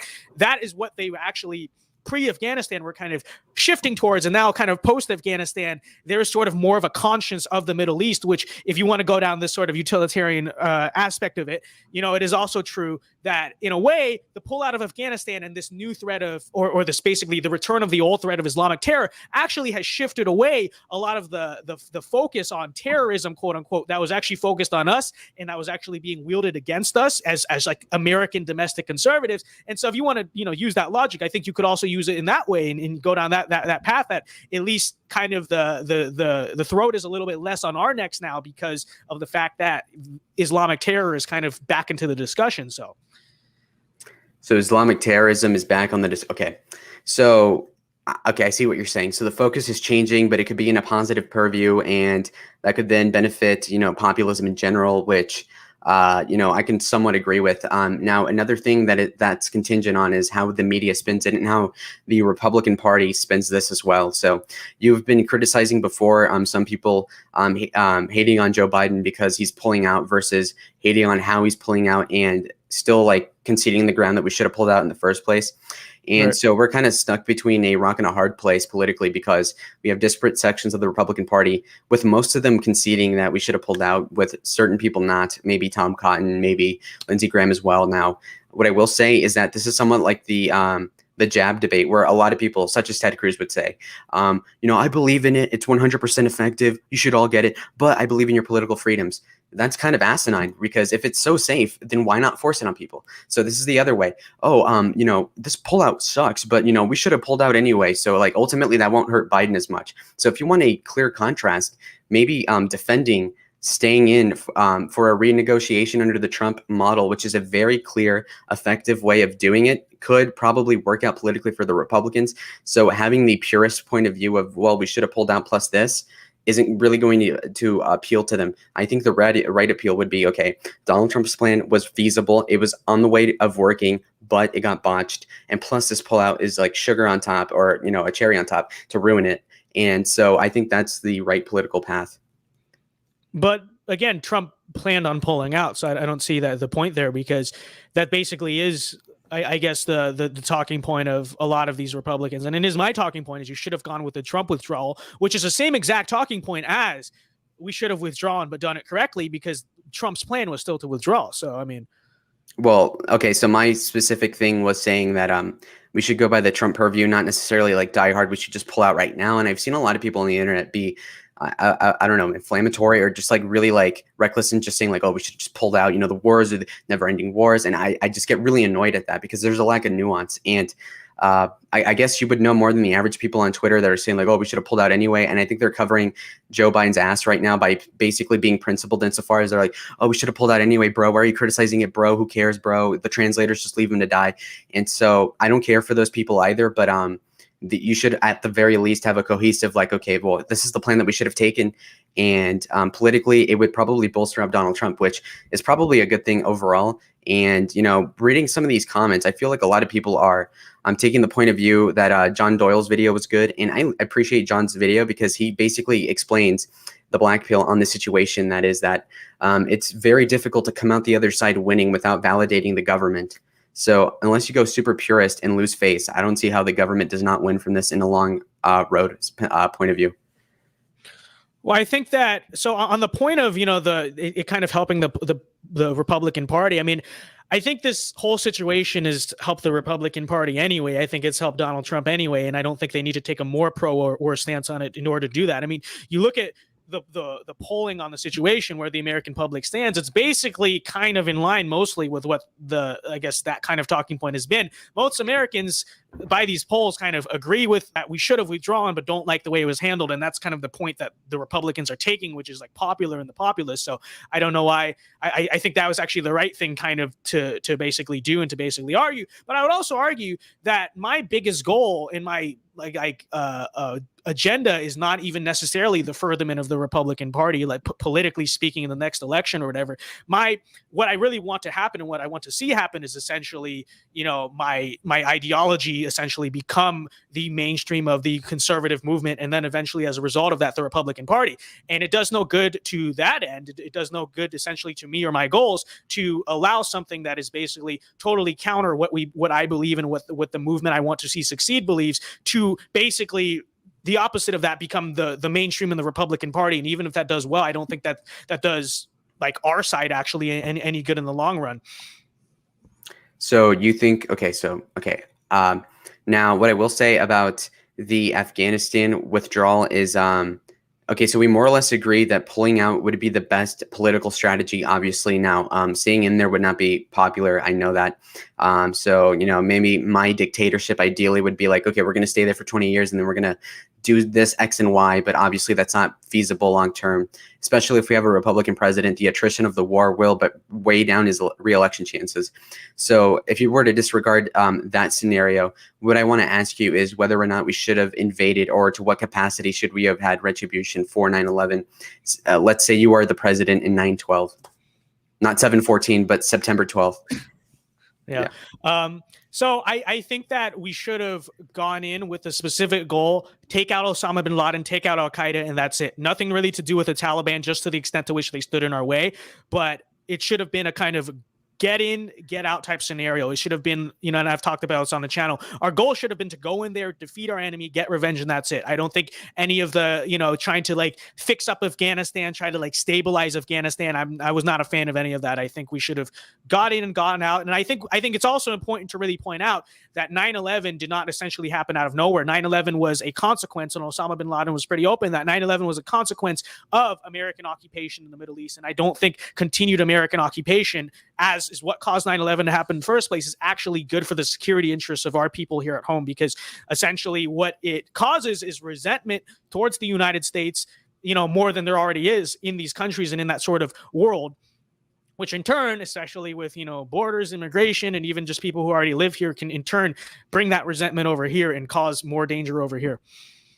Yeah, well, so you made the point that the Afghanistan strategy for you would have been to go in and get out. Now, the issue with that is that when we initially invaded, obviously they didn't have a plan of staying in there for more than a year, right? Because Bush was just making it up as he was going after a certain point, because they hadn't gamed it out as far as a lot of people think. And well, at least that's what you get when you read some of these Afghanistan files. But ultimately, so you're saying we were gonna, so I'm gonna ask you real quick, how would you have gotten bin Laden if they didn't get him until 2011, like within that first year? I don't think there's really like an easy answer to that. I mean, I'll concede that, but I think that it became apparent within a few years, at least, that bin Laden was not in Afghanistan, you know, and it's, I think, yeah, you might keep limited forces around and like search for him, but, you know, I think it was also pretty clear that within those next few years, like the goal basically totally shifted to kind of this vague fight against the Taliban or whatever. I mean, I think it was actually apparent that he wasn't in Afghanistan. And so at that point, now that like Al-Qaeda, I mean, we kind of took out Al-Qaeda pretty fast. Really, what we were really up against is the Taliban. I think we basically should have tried to more or less withdraw from that point. And, you know, you got to keep intelligence around, like try to find him. I mean, there's not really much you can do, you know, to other than just look as hard as you can for him. But I don't think we should have basically continued the occupation for like non-Osama, non-Al-Qaeda related goals, if that makes sense. Mm-hmm. So, okay. So if you were to think about it and put your, if you were to put your head in the body of George Bush, so after a certain point, he went in there not thinking that he would have done the whole democracy shtick, because I don't think he planned that through. And anyways, he's going in, so he takes over the Taliban very easily. I believe we completely eviscerated their army within weeks, if not a couple months. And so by mid or actually late, so December 2001, more or less at that point, they hadn't found, so after they did it, you know, obviously they come through all these important bases, they did not find Osama or anybody that high level. And basically, you cannot get a big enough political win to justify pulling out until you get him. Now, you're saying ostensibly that we should have left a small contingent looking for him, and I suppose then the vacuum would have been filled by Al-Qaeda because the Taliban were dispersed at that point. And it's very key that you understand the nuances between the difference between the different ethnic peoples of you know, Afghanistan. The Taliban is just a kind of a loose confederacy of multiple different sides. So, for example, the Northern Alliance in Al-Qaeda and all these different forces were filling up the vacuum after the Taliban fell, and then they were trying to be basically using guerrilla tactics to attack us. And, you know, these were non-uniform people. So, of course, we had to go into like a military police sort of mindset and to garrison the area until we found bin Laden. Now, of course, the reason why we didn't look in Afghanistan, even though we knew that was a possibility, was because the Pakistanis obviously not being a direct ally, as well as that violating their sovereignty to just send troops around and bomb the general area until we find him. So that's probably why we didn't get him until Obama risked it and risked pissing off the Pakistanis in 2011 and killing bin Laden with the Navy SEALs. So ostensibly, after you don't find him, after the first wave of invasions of Afghanistan in 2001, what you would necessarily do if I were Bush would be to stay there until, and then, I mean, with hindsight, obviously, you could go look in Afghanistan on the border and kill him real quick, but you can't do that. So you would have to have the courage to negotiate a deal with the Pakistanis for you to be able to look, and which is something we couldn't achieve with Iraq in 2003, which is part of the reason why I invaded in the first place. And you ultimately would have been bogged down just how Bush was in real life. So I think if you really wanted to get away with killing bin Laden, you wouldn't have honestly have been able to do it with a small team, like you say, with the intelligence, because the Al-Qaeda people were out for us and they would have killed anybody in any mass form. So I don't see how you could have honestly have killed Osama. So you could have pulled out in relative disgrace because you wouldn't have gotten the guy who did it in the first place, you know, 9/11. So I don't see how politically you would have done much different than Bush had you invaded in the first place? Well, what I will say is that under the Trump presidency, we actually started going into Pakistan to, go after the Taliban and stuff like that. So I really don't think it's the case that a sort of a deal with Pakistan. I mean, with Pakistan was impossible at all. I mean, I think it actually probably, and I'm sure our intelligence knew for a while that it seemed very likely that he probably, was somewhere in Pakistan, as it was the case. And it was like the way it's been going in this war is they'll basically kind of come fight us and then kind of flee across the border into Pakistan, and we can't chase them, very similar to, Vietnam and Cambodia in the war. And so I think that, I like I said, I think that even then, if you kind of want to go down this route, 2011 also, once we got Osama, like, that is basically perfect grounds for withdrawal too. So, I think that if it is the case, sure, that like maybe you couldn't have gotten it literally out of Afghanistan within a year. It's also the case that the Afghan war was generally among the American public seen as being like okay. They were more against Iraq, right, up until 2011, which is really when public opinion started to change. But I would also argue this is not really even the case that you're making here, because now we're going all the way basically to Biden and stuff like that. I think it's very apparent. Maybe the second in my opinion, the second that it really became apparent that Osama wasn't there, once Al Qaeda is neutralized, because I don't think it's just about Osama. You want to kind of take out the group that it was doing it too. Once Al Qaeda was more or less generally neutralized, should have pulled out. Even if you want to basically say, stay there until we got Osama, who was in Pakistan the entire time, not the entire time, but a lot of the time. Okay. But then we still should have withdrawn within 2011. This last decade basically has been going on with absolutely no justification. So, okay. Again, so the way I explain the Bush position, I feel like a lot of people didn't know the nuances of that. So I do appreciate you letting me like explain it, because I feel like a lot of people, if you were to put yourself in the position that the president was in the 2000s, you'd probably gain a lot more appreciation for the decisions made and not hated on it so much. So I appreciate you letting me do that. But if you were to move on to the point where we did kill Osama, the reason why we did ultimately stay is because of the resurgence of the Taliban, or not the Taliban, but, Al Qaeda and the different certain sects of Pashtun tribal warlords that were poking their heads up again. And part of the reason why they were springing up again when we were there in the first place is because of a massive troop deployment from Afghanistan into Iraq to satiate the civil war sectarian violence that was going on after the Battle of Fallujah in 2007 and so forth. So that's part of the reason why the resolve weakened among the Americans and the British troops in Afghanistan. And so after that, there was a resurgence of terrorism and all that in Afghanistan post 2011. And so Obama thought it was politically untenable to leave it again and pull out after the Osama kill and let the Taliban take over, or whoever, Al Qaeda, which is even worse, honestly. And also keep in mind that when he was pulling out of Iraq, that was pretty unpopular, actually, because he completely botched that one, as well as ISIS was quickly forming right after that. You have a lot of other terror groups like Hezbollah and al-Nusra, which are trying to put their fangs into the general area. But to disregard that, the point is that the whole thing would have crumbled just like how it did in 2011 had he pulled out. But I do agree with you that it would have been better to pull out 10 years ago than it is now.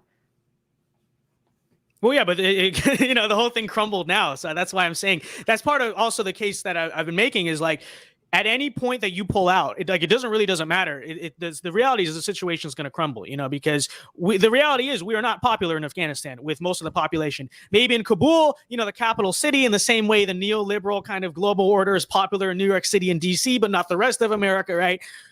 That thing was inevitable to basically happen anyway. And so, we want to, but politically, Obama couldn't do it. I mean, I really don't really care about that on that front. I think we should have pulled out once our strategic enemies, and enemy or enemies, if you want to say plural, is wiped out, because that's what we were there to do. I don't think we're there to basically permanently make sure that bad people don't take over Afghanistan or Iraq or whatever. I think those are societies that like are ultimately built for, very like hardline kind of radical extremist leadership anyway. And so I think that it really doesn't make a difference like when you pull out. If you pull out, that's what's going to happen. And but I don't actually have a problem with that. See, that's the thing, is that the Taliban, sure, do they kind of shelter Al Qaeda? Sure, yeah, but I actually don't have a problem with the Taliban taking over the country of Afghanistan and our government collapsing, because I think that, it is not basically the role of America, and not even just in terms of principle, but also just practically speaking, we don't really have a place, and it's not really our authority. And we won't even do a good job of basically trying to tell the people of Afghanistan how to structure their government or run their country. And the reality of the situation is, we probably know that is the case, that the reason the Taliban have survived as long as they have is because they have a lot of local support secretly, in the same way with the Viet Cong and the North Vietnamese and during the Vietnam War. And so, I don't think that actually doesn't matter to me. Like, I'm actually completely fine with staying there like that. I mean, not staying there like that, because it's not a strategic goal for me, like I said, to worry about whether or not the Taliban take over the country. Okay.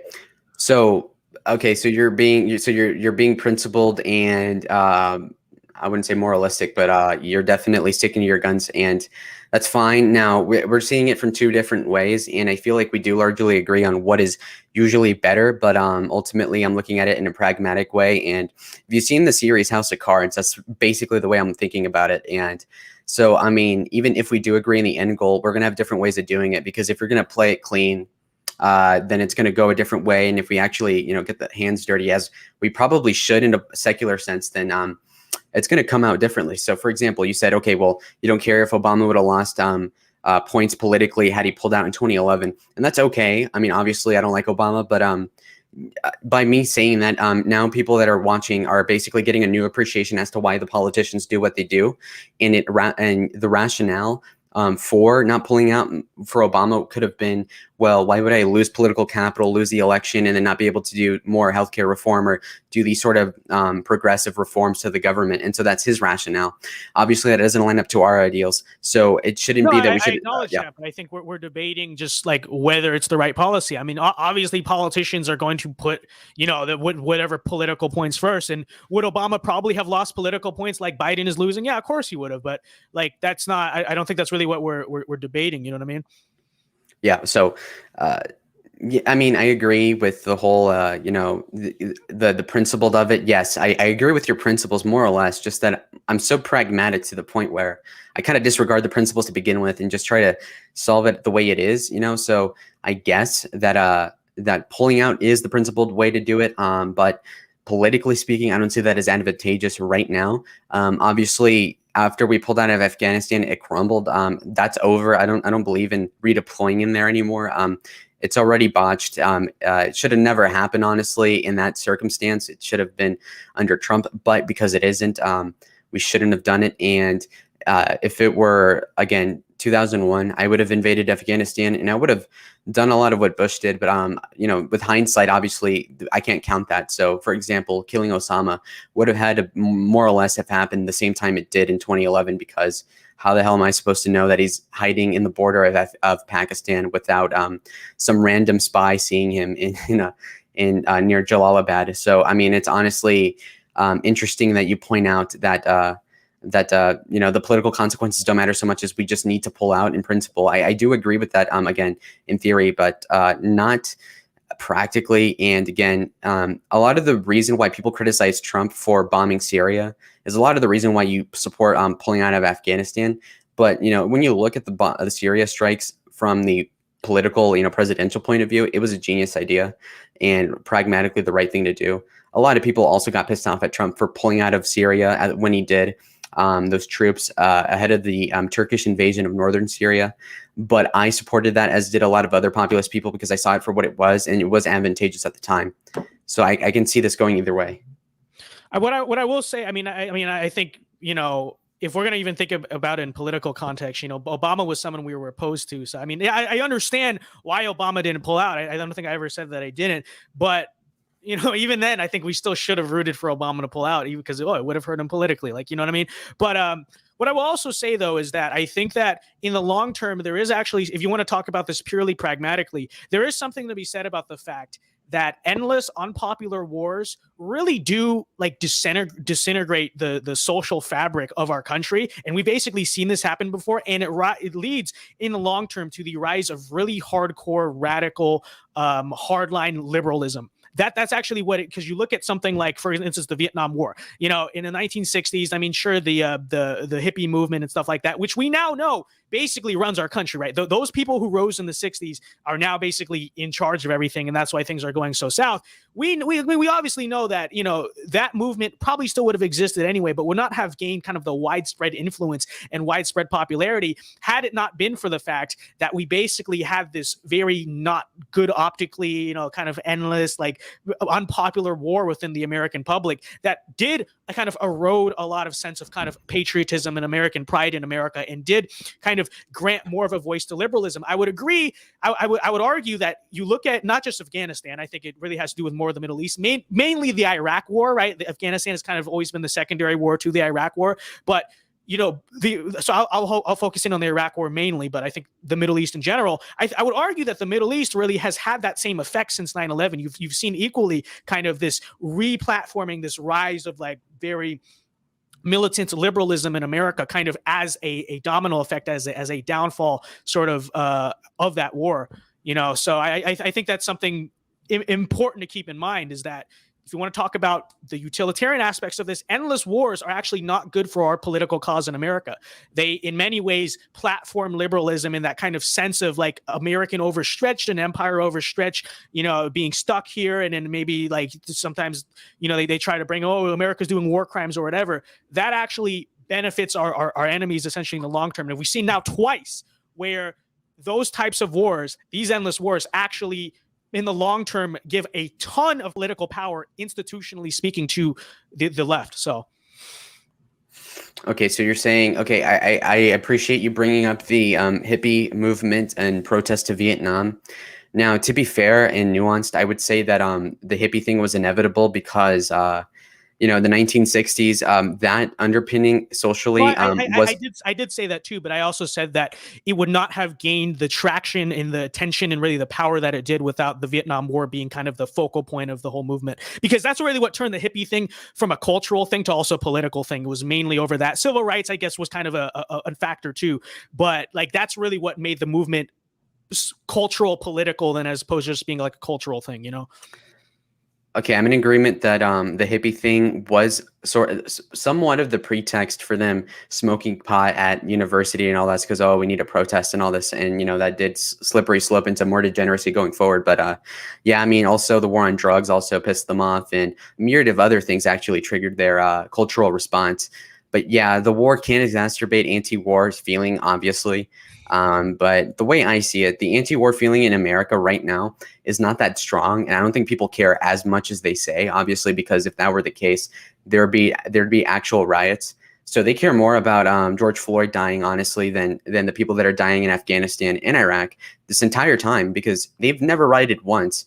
And the protests against the wars in the Middle East have been pathetic. And overall, I'd say, yeah, the popular sentiment for the wars is really weak right now, but it's a very shallow and light resistance. I don't feel like it would be anything more than a slow burn that would be negative for the government. I don't see that as a big thing. So like the hippie resistance to Vietnam was like 10 times bigger than whatever resistance we have going on now. And the fact that we can't really nail down a group that's anti-war, like the hippies that are protesting en masse or rioting, goes to show that the whole thing in and of itself is of a small consequence on the grand scheme of things, which is why I'm not losing my sleep over the withdrawal overall. But I do think, like, on the net, that staying in would have been better. So perhaps now the anti-war sentiment is kind of just whatever, but it's also important to point out, you know, I believe it was 2003 in Los Angeles, the anti-Iraq war protest was, I think, like one of the biggest protests essentially in American history. It was actually, I think it was only eclipsed by that huge BLM thing that had like, it was almost like 1 million people, or it was like 200,000. I forgot however many, but remember that kind of famous picture from like, I think it was like June 6th or whatever of last year. So I mean, that's important to point out, but also I think what I'm basically saying is that, essentially widespread with the domino effects of obviously not just the war in Afghanistan, not just our involvement in the Middle East, but I think it's a big part, has essentially kind of now has this sentiment, which I think most Americans would agree, like this is basically how they feel, of essentially what is an empire in decline. And that's what it feels like. We're overstretched around the world. And we, like I mentioned earlier in the stream, it's also combined with the fact that I think we've globalized our population. We've kind of hollowed out our own nation, right? But I think that all kind of comes together, right? But I'd also say that with Vietnam, I don't think that was insignificant at all. I don't think the Vietnam War was really one part of it. Like I said, I think that issue is really what made the hippie movement into like a truly political movement. And that was like the big thing. That was really what it was. And because also you had like these other Americans kind of on board with it too, it's kind of what mainstreamed that entire thing. So I would argue that is the reason why that 1960s liberalism, the main reason that gave it the most institutional power that it did. But even kind of following now into the 21st century, yeah, you could say it's an issue that nowadays is kind of more secondary to a lot of Americans. But I also think that the general morale, essentially, of America from being stuck in these countries that we said we're going for like 1 or 2 years, and now we're stuck for like 20 or 30, that really is something that demoralizes and kind of cucks and destroys our image with a lot of Americans, which obviously is something that kind of drives them to feel less prideful, less kind of nationalistic, and kind of more willing to kind of give in to the goals essentially of liberalism. And it's not the only thing, there's a lot of aspects of it, but I think, like I said, overall, it is one piece in essentially what you're seeing overall, which is kind of this nation in decline, this empire in decline. We know that endless wars have brought down a lot of different countries, and like it's never been the only factor, but it is one kind of important factor among other things. And we know that Afghanistan has been, kind of a graveyard for some other great powers too. So. Okay, so in respect to what you said before, with the Vietnam War protest, one thing to point out real quick is that the protest really ramped up actually after the draft begun. That was actually what made the political justification for the war really harsh for Richard Nixon specifically, but also Lyndon Johnson prior to him. So had there not been a draft to begin with, then the people in college that were getting drafted wouldn't have had a pretext to be mad at a personal level, because a lot of the college students and a lot of people in general that were like 18, 19, 20 at the time were getting drafted to Vietnam and to other sectors in the world. So that is probably the main inciting reason why they were protesting in the first place, because had they not been personally involved, then they wouldn't have really cared as much, which is part of the reason why we're not that anti-war as a country, because had we been drafted, obviously we'd be a lot more mad about it. So that's one factor. Now, the second thing I wanted to ask you is in regards to your principled stance on interventionism. And I know that you're not completely non-interventionist. I know there's a lot more nuance than that. So my question is, should we have gotten involved in World War II had Pearl Harbor never happened, and had we not been directly attacked? So in hindsight, it's easy to say yes, right? But I would say if I was in FDR's shoes, I would not have gotten involved until we were provoked, like at the time. Obviously, it's easy to say in hindsight, well, clearly we should have, but like if I was there, yeah, that's what I would not have gotten involved in the war unless we got attacked.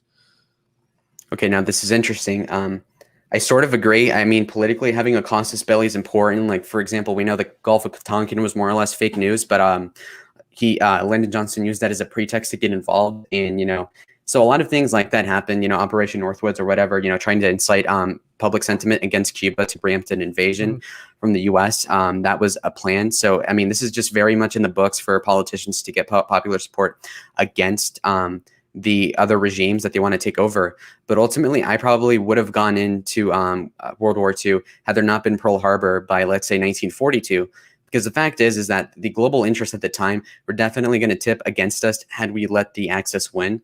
And so because of that fact, I would have gotten us involved. Now, could you argue that we didn't need to draft as many people in a more volunteer driven war economy?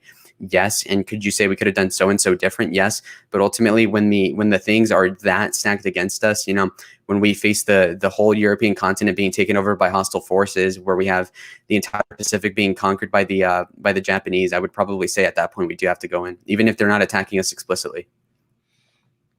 Well, I think your question was more kind of regarding like I kind of thought you meant kind of like 1940 or whatever. Would you have got involved? I mean, yeah, I think at some point, if the war continued, and by the way, I think we should have been, I would have supported, funding Britain and kind of the supplies to Britain, right? Stuff like that. I mean, if you want to talk about later in the war when everything is really getting conquered, then I can say like this is kind of a hypothetical scenario, but then I can say maybe there's a some type of rationale for like some type of involved. Like you have to kind of consider that, right? But it's kind of hard to say because we're talking about a hypothetical. We don't know exactly how things would have gone. You know what I mean?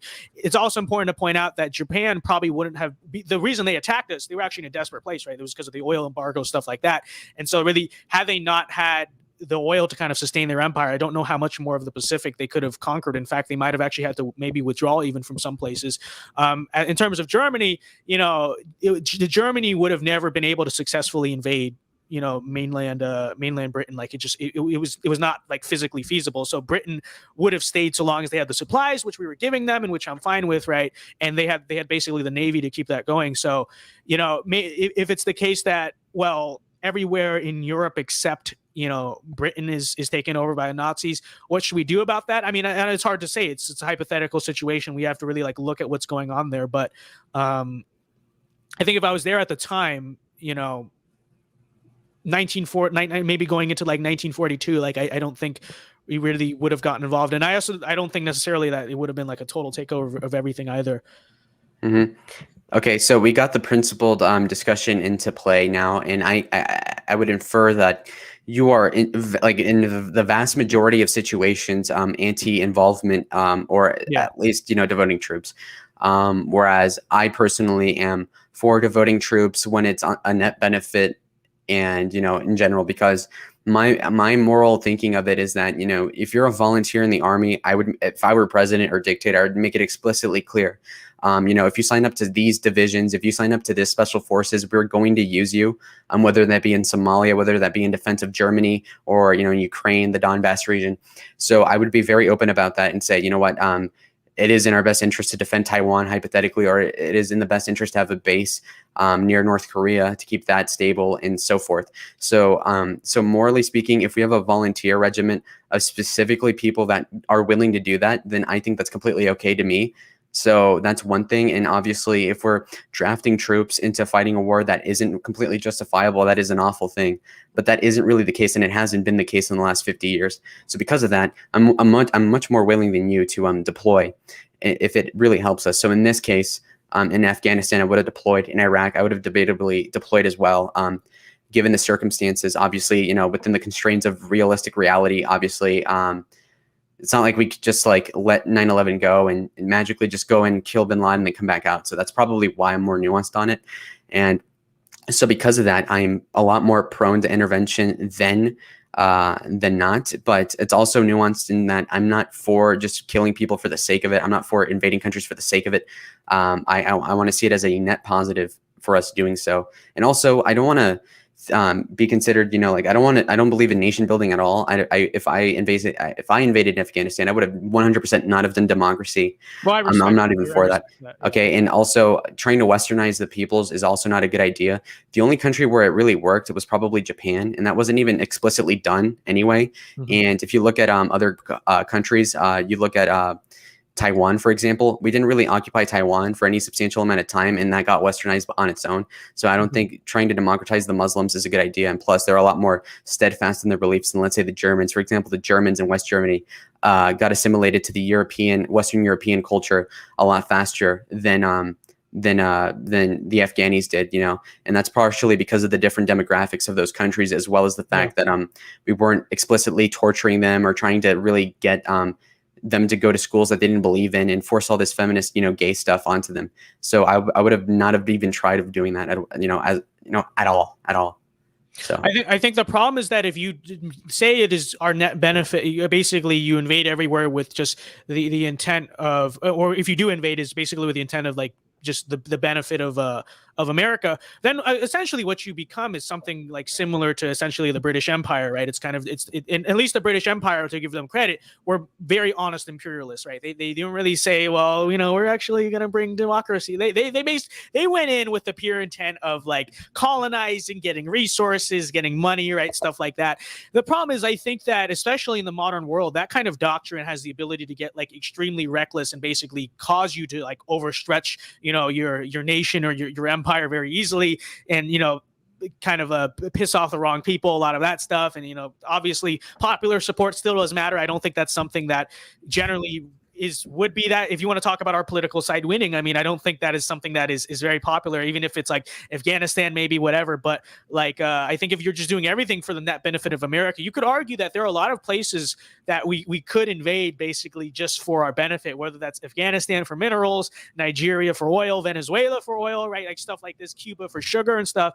But I think that kind of imperialist doctrine, I mean, first of all, I think it doesn't really work in the modern world in general, but also I don't think it's something that really suits us as Americans and is really like our population and our people are really built for, right? Like the British as people romanticized the idea of imperialism for many years, and most populations did, but we have always been a little bit different from that, right? That's not really something that our people, I think our country kind of represents or really is capable of representing. And that's part of why I just kind of take the doctrine of what has traditionally been the viewpoint of America on the global stage, which is something a little bit more reserved, a little bit more like kept back to ourselves. Because I think that's kind of what, in terms of values, in terms of everything else, our nation was sort of set up to be, Yeah, our nation was set up in a way that I mostly agree with, and actually staying out of conflicts in the early history was definitely a good idea, because the second we did get involved, like, for example, the War of 1812, that did not go the right way, obviously. So I am of the personal belief that, again, we are only going to get into conflicts that are on the net benefit. Now, of course, you could criticize that and say, well, imperialism nowadays, or like most of the time, doesn't work out. I obviously don't support the cases that don't work out. So I'm just saying, like, in a theoretical, if I could press a button saying, use volunteer troops to enhance our position worldwide, and assuming, the government is actually a good force and not a globo homo, massive neoliberals, then of course I'm for that. And I think that you sort of are just more principally just against intervening. Now, you are okay with intervening in dire circumstances, and I mean, that's a lot of people actually.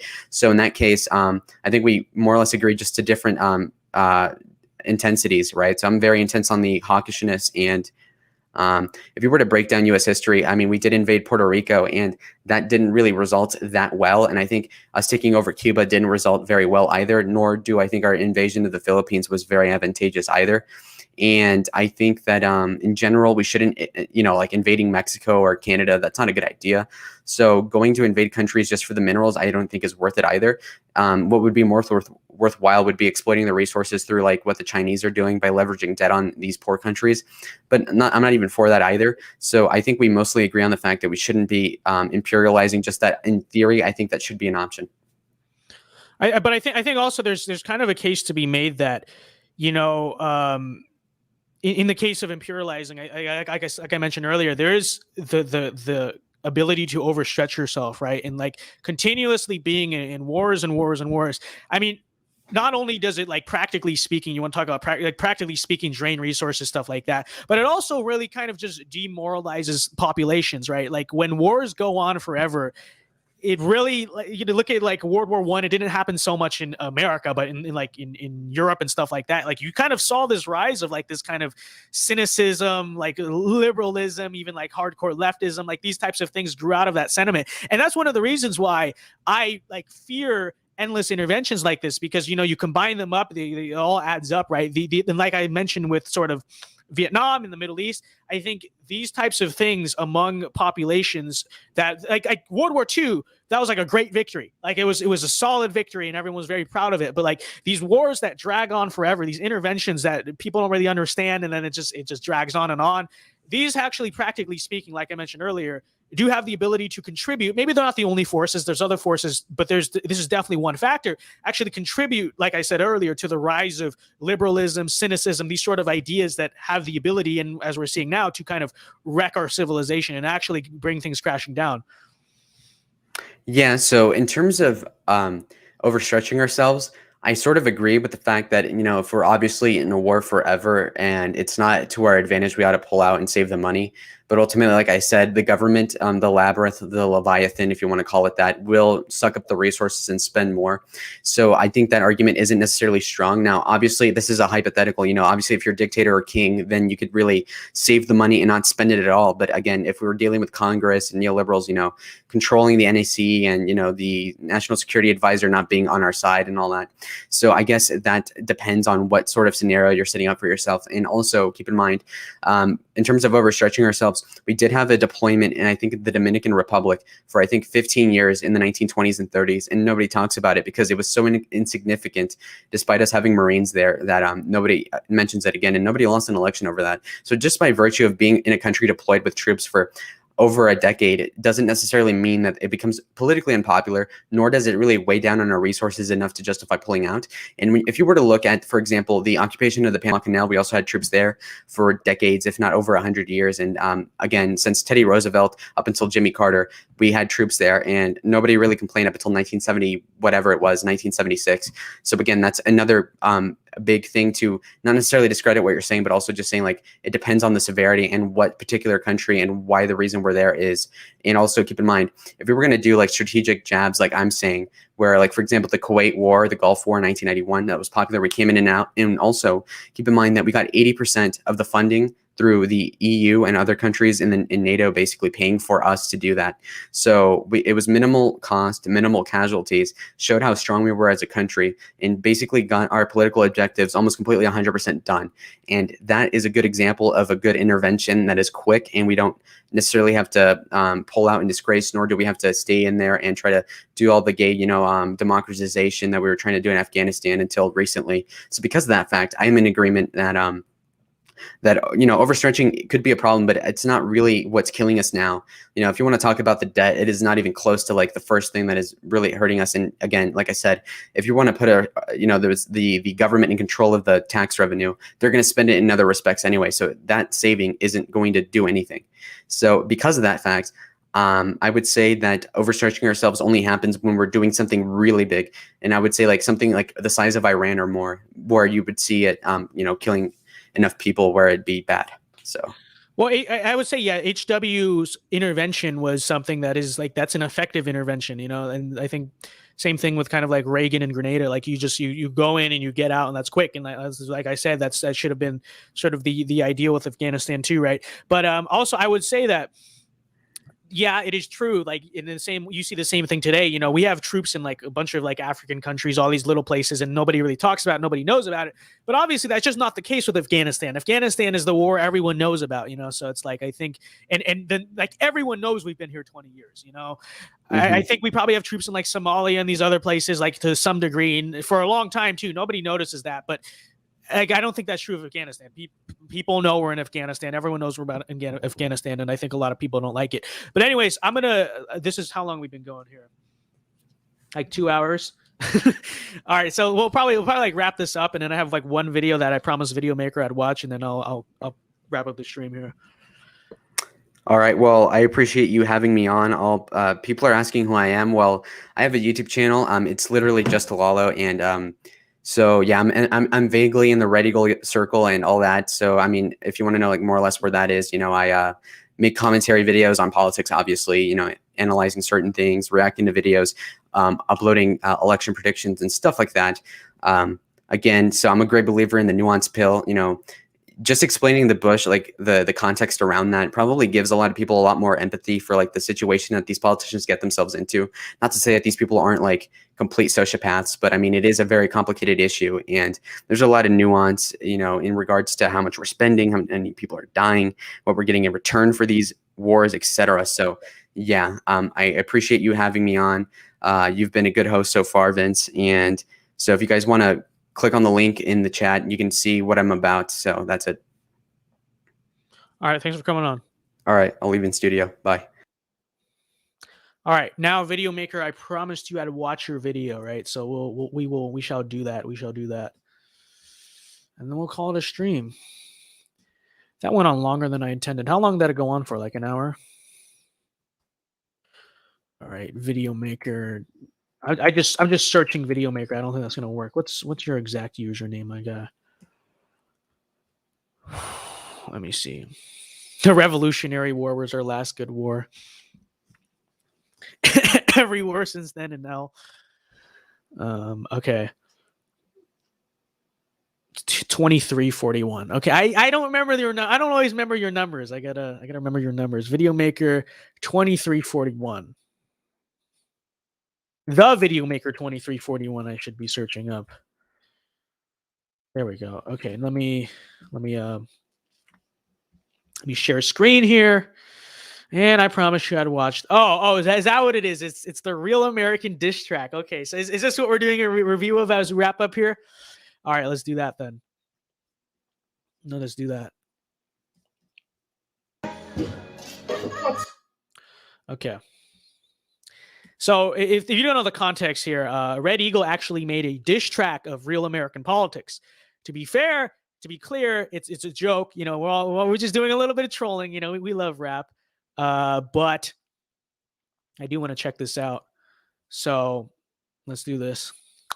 I have seen this, but I think Video Maker made like a remix of it or something, or no, I think this is like a video version of it, like a music video. So, all right, and I think he actually made a little bit of modifications on this too. So again, this is all jokes. Rap, you better not make a diss track on me, because remember that I have the ability to diss you back. Okay, I'm a bit of a retired rapper myself. Okay, so I'm not defenseless like Rap. Okay, so this is like you know.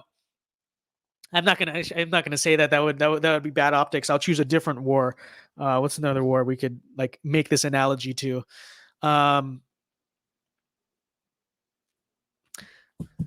Give me a sec. I gotta think of. I was gonna make it like World War II, but actually, well, I guess I could. Okay, let's just pretend Rap is the Empire of Japan. Okay, you know, like Rap is China, Rap is Korea, Rap is like Indonesia. I'm the United States. Okay, so you know, don't mess with me. Okay, you're gonna awake the sleeping giant here. But all right. What's up, bitches? This is the Rap diss track. Okay, the guys. left finally did it. What's up, bitches? What's up, bitches? Trip 2020. Thank you. Trip 2020. Vote for you. I'm a Real American Politics shit right here. Speaking of which, I think we talked about this in chat before, but there's a Culver's somewhat close to me. We're gonna next week. Okay, next week we'll do a vlog, and I will try Culver's for the first time. I've never had it because there's none in California. Now there's one or two in Phoenix. Okay, I actually this is very funny. I actually found out who Culver's was because someone who, I'll just say a friend. Okay, as a friend who actually worked at that Culver's. I'd never heard of Culver's before, but they worked at the Culver's in Phoenix, and that's how I discovered it, which is very funny because years later it becomes like this like populist right meme, essentially Midwestern populist meme. But I've never had it. Like I've been to Phoenix a few times. I kept saying I'm going to try it. I didn't. When I was in Dallas last month, where there was a Culver's, I asked Rep if he wanted to try it, but it's like 40 minutes away, and he didn't want to go. But I'm willing to drive 40 minutes for Culver's. Okay, I am willing. So we will do that because I've never had it before. So we will do that next week. We will try Culver's for the first time. Do you have any suggestions? I know there's like, what is it, the Butter Burger or whatever it's called, and then I think they're known for their cheese curds or something like that. But I don't really know. Okay, I don't really know. I don't really want to do a whole mukbang, to be honest. Or maybe we could, but like just tell me what to order from there. Okay, actually, I'll ask Rap what to get from there. But all right, Bitches. Out of retirement for this one time only. Oh, why, yes, I do actually have a face. You would have guessed. What's up, bitches? Eating Culver's every day, you know I'm on my rap shit. Memorize the trends, they can't beat me at this map. Okay, Video Maker, can I just make a suggestion? What this video, you need like subtitles, okay? It's better to watch diss tracks when there's subtitles there. I don't know, it just makes it better. Shit, driving around Wisconsin in a new whip with a trap bitch, getting super chats, we be getting to the cabbage. What's up, bitches? I broke the door cause I'm a fat kid. Eat 500 cheese curds every day, that's a habit. Shoplifting from Culver's, fuck the law cause I'm a savage. My prediction map stay in red like the Badgers. That is true. Rap does tend to have Very red prediction maps. That's true. There's something else I was gonna say, but I forgot. Oh, shoplifting from Culver's. Okay. I mean, I guess it rhymes, but how do you even shoplift from Culver's? How can Rap even conspicuously shoplift? I mean, the guy he's a massive person. You know, he's gonna come in and go in the back kitchen. Oh, hey guys, what's up, guys? I work here too. I don't know if it works like that. I don't know if that's actually feasible to do. Maps staying red like the Badgers. I be tweeting at 3 a.m. with my policy platform that do not be making sense. All immigration bad. This is true. This is true. Rap does do that. That's a good one. He goes on Twitter and he'll just like sometimes just like one or two words without any like context. Like I think the other day he just tweeted out JD Vance, and that was the only thing he tweeted. And I was like, okay, JD Vance, what? Like what about him, right? I see that a lot. And I think like he's done that a few times. And I actually copied it once. I just tweeted out Arizona one time with no context. But that is true. That is true. And then the tweets are always like at 3 a.m. or something. You know, actually, you know, honestly, I think it also, to be fair, is true that you do think of the best tweets at 3 a.m. But it's a decent diss. It's true. Even legal, I have 0 tweets that weren't stolen from Red Eagle. Twitter kicked me off, now I am irrelevant. So I'm running for Wisconsin State Assembly, then I'll eat my opponent when no one is looking. That's until I drop out and do real American cooking. Got those Congo Chads rolling in my squad. I'm okay with immigration if it's all from Vietnam. Oh, I'm so based, I'ma beat Tony. I think the context behind that, I think one time he tweeted something about like, you know, like immigrant groups that do vote Republican. I don't know if you guys like picked up on the kind of the reference, but I do think I remember seeing something like that from his Twitter one time. So Evers 2 months later, I'll quit and then start Real American Records. Yeah. Eating Culver's every day, you know I'm on my rap shit. Memorize the trends, they can't beat me at this map shit. Driving around Wisconsin in a new it with a trad bitch. Bad bitch, getting super chats, that's the cabbage. What's up bitches, I broke the door cause I'm a fat kid. Eat 500 cheese curds every day, that's a habit. I'm a Packers fan, I like... Can I say, okay, driving around Wisconsin with a trad bitch, as you know the song says, I don't know if that's the case. Rap. I think it's probably more the case that Rap doesn't have a trad wife. He just has many women at once. I think that's the reality. I mean, you just like honestly, just look at this guy. You look at this guy. You know, I don't show for that behavior. I'm not in defense of it. But you know, if you look like this, I think it'd be very hard to attempt not living that lifestyle. And I think that's true. I definitely think it's like I've never met the guy, but I can imagine that this guy like just gets all the girls. Like he didn't have a date to prom. He just took the whole every female in his school was his date to prom, and he just pulled up like, you know, just like the whole female class of whatever 2019, whatever he graduated. Like he just has them right here. I think that's true. So, you know, I don't know if that's the case. I think it's more like he has to get a bus for all of them, right? He drives around in a bus, and he's the driver, right? And it's all just girls, right? I like you look at the guy. I mean, you look at this guy. I think that's clearly the case. You know, that video he has where he's like, "What's up, bitches?" You know, the famous video of Rap.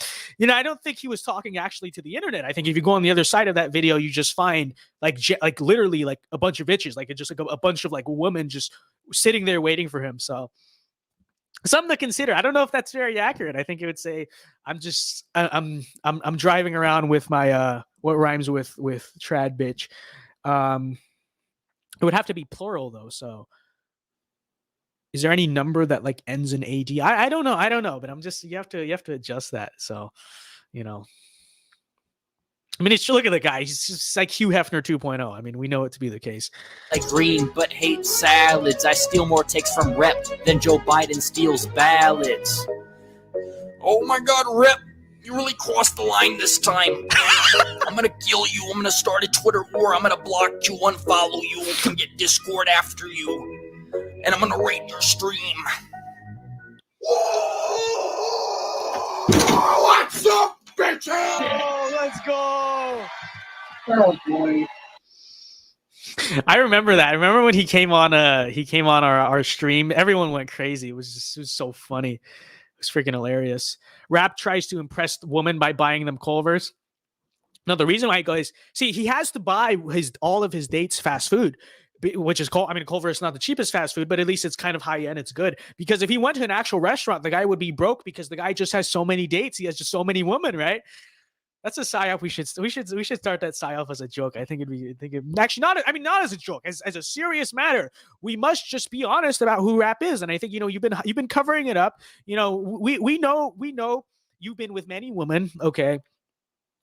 It's a little bit degenerate, but I mean, frankly, like, okay, listen, just be honest about it. Okay, just be honest about it. We know what you've been up to, Rap. Okay, we know that you, like I said, you took your entire school to prom, the entire female side of your school. Obviously, the other guys at the school, they literally were like ready to like get so mad at you, and they were almost going to take you out in the parking lot, but you bought them Culvers instead to buy them off. But like they were so ready because you literally took every single woman from your school to prom. That's what happened. I mean, we know that's what happened. I mean, I don't know why you're lying about this. You're covering this up, but we know that's what happened. We know that's what happened. We know that it's like, we know that you just walk down the street. Like you cannot walk. You walk down a sidewalk by yourself. You leave with like 4 women behind you because every girl you pass just like, joins your posse essentially. We know this to be the case. Okay. So there's no need to lie about it. All right. We know the truth. Okay. Honestly, I think there's a lot of people who would actually maybe respect you more because of it. But I think you have to be honest with your fans. Overall, he doesn't simp. He doesn't simp at all. Like he literally has no need to simp because he just acquires so many. It's just true. Oh my God, Wilson Felice said, could you check your personal Instagram account? I've sent you something. Hope you like it. Okay, let me actually just do that right now so you don't forget. Rap even took the teachers to prom. No, it's true. He did. He even took the teachers. It was very scandalous. But it is what happened. All right, where's your Wilson Felice? Okay. What's your Instagram? Or have you DM'd me before, or have you never talked to me before? Because I need to know where to look. Where can I find this video? This video is on a Video Maker's channel, so go check it out there. Rap even took the teachers to prom. I can't stop laughing about it. Rap the pimp. Yeah, Rap is literally a pimp. It's true. He's a pimp, he lives a double life. And that's his double life, And you can just see it by looking at him. He's a Chad. I'll give him that. He's a Chad. So, he has the ability to do so. Is he wielding his power responsibly? Arguably not. Is he being a little bit reckless with the power he has been given? Sure, because of course with great power comes great responsibility, but I think it is clear that is what's going on at the very least, so and so he doesn't even need to like respond to it because he doesn't need to respond to the diss track because it's just like, he's too busy. He's too busy taking the entire state of Wisconsin out to dates on Culvers. Okay, so what's your Mexican swag 2002? Okay. When did you send me this? Is this today? Is this recently? Let me just try to look you up here. Mexican swag 2002. And so I will say, the abbreviation RAP, I don't think it stands for Real American Politics. It actually just stands for Real American Player because that's what he is. He's a real American player. So, very epic. Check it out. I'll shout it out on stream. This man's made me, it's like a Fallout character, basically. He basically made me a Vault Boy. That is epic. That is literally epic. It is so true. It is so true.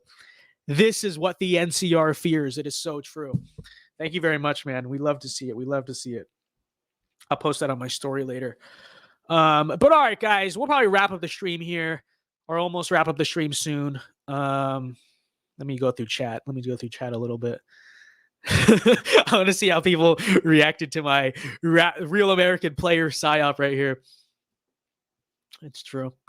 Rap the upcoming rapper. He's not Rap the upcoming player is what he is. He's just getting started, folks. He's just getting started. First, the entire state of Wisconsin, but he's going to move. He's going to move to another state. I think he said something. He might actually be moving to Florida. I don't know. I don't remember. I think he said that, which really is going to suck for me. It's really going to suck for me. I'm trying to find like a single woman, and this guy has bought up the entire state of Florida. Like, how am I supposed to compete with that? Right? It's just so true.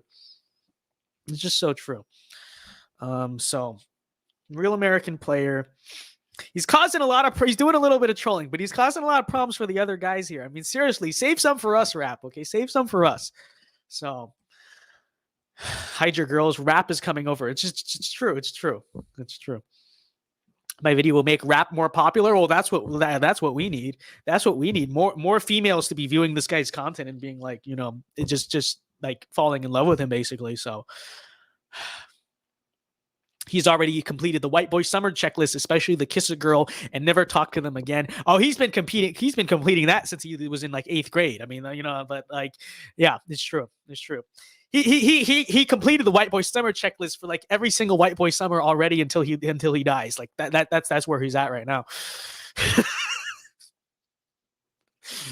The notorious Rap, guys. But yeah, shout out Wilson for the Vault Boy. That was very epic. We love that. We love that. We need more propaganda art, I think, for this community. I think art really, just as art builds civilizations, art can also build fan bases. So we need the propaganda machine going. Okay, destroy the 714 believers, destroy the 821. I don't even know if you would say believers, just 821 cringe lords. Like we must do this, and we would do it with effective art and effective propaganda. It's so true. It's so true. What if he becomes a true Chad and embarrasses you once for teasing him? Again, I'm not teasing him. I'm being honest. This is what's going on. Okay, he won't tell you this.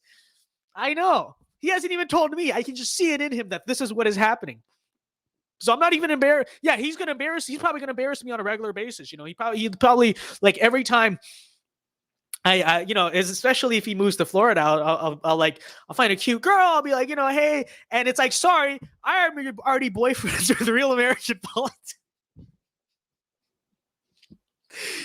And I'll just get like cucked every single time by this guy. We hate to see it. Please don't move to Florida, dude. Like we cannot let this happen. Okay.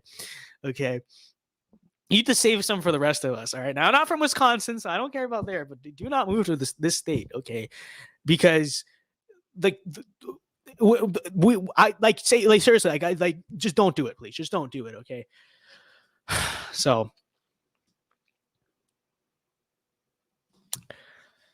Rap will date and marry the daughter of the Culver CEO. Yeah.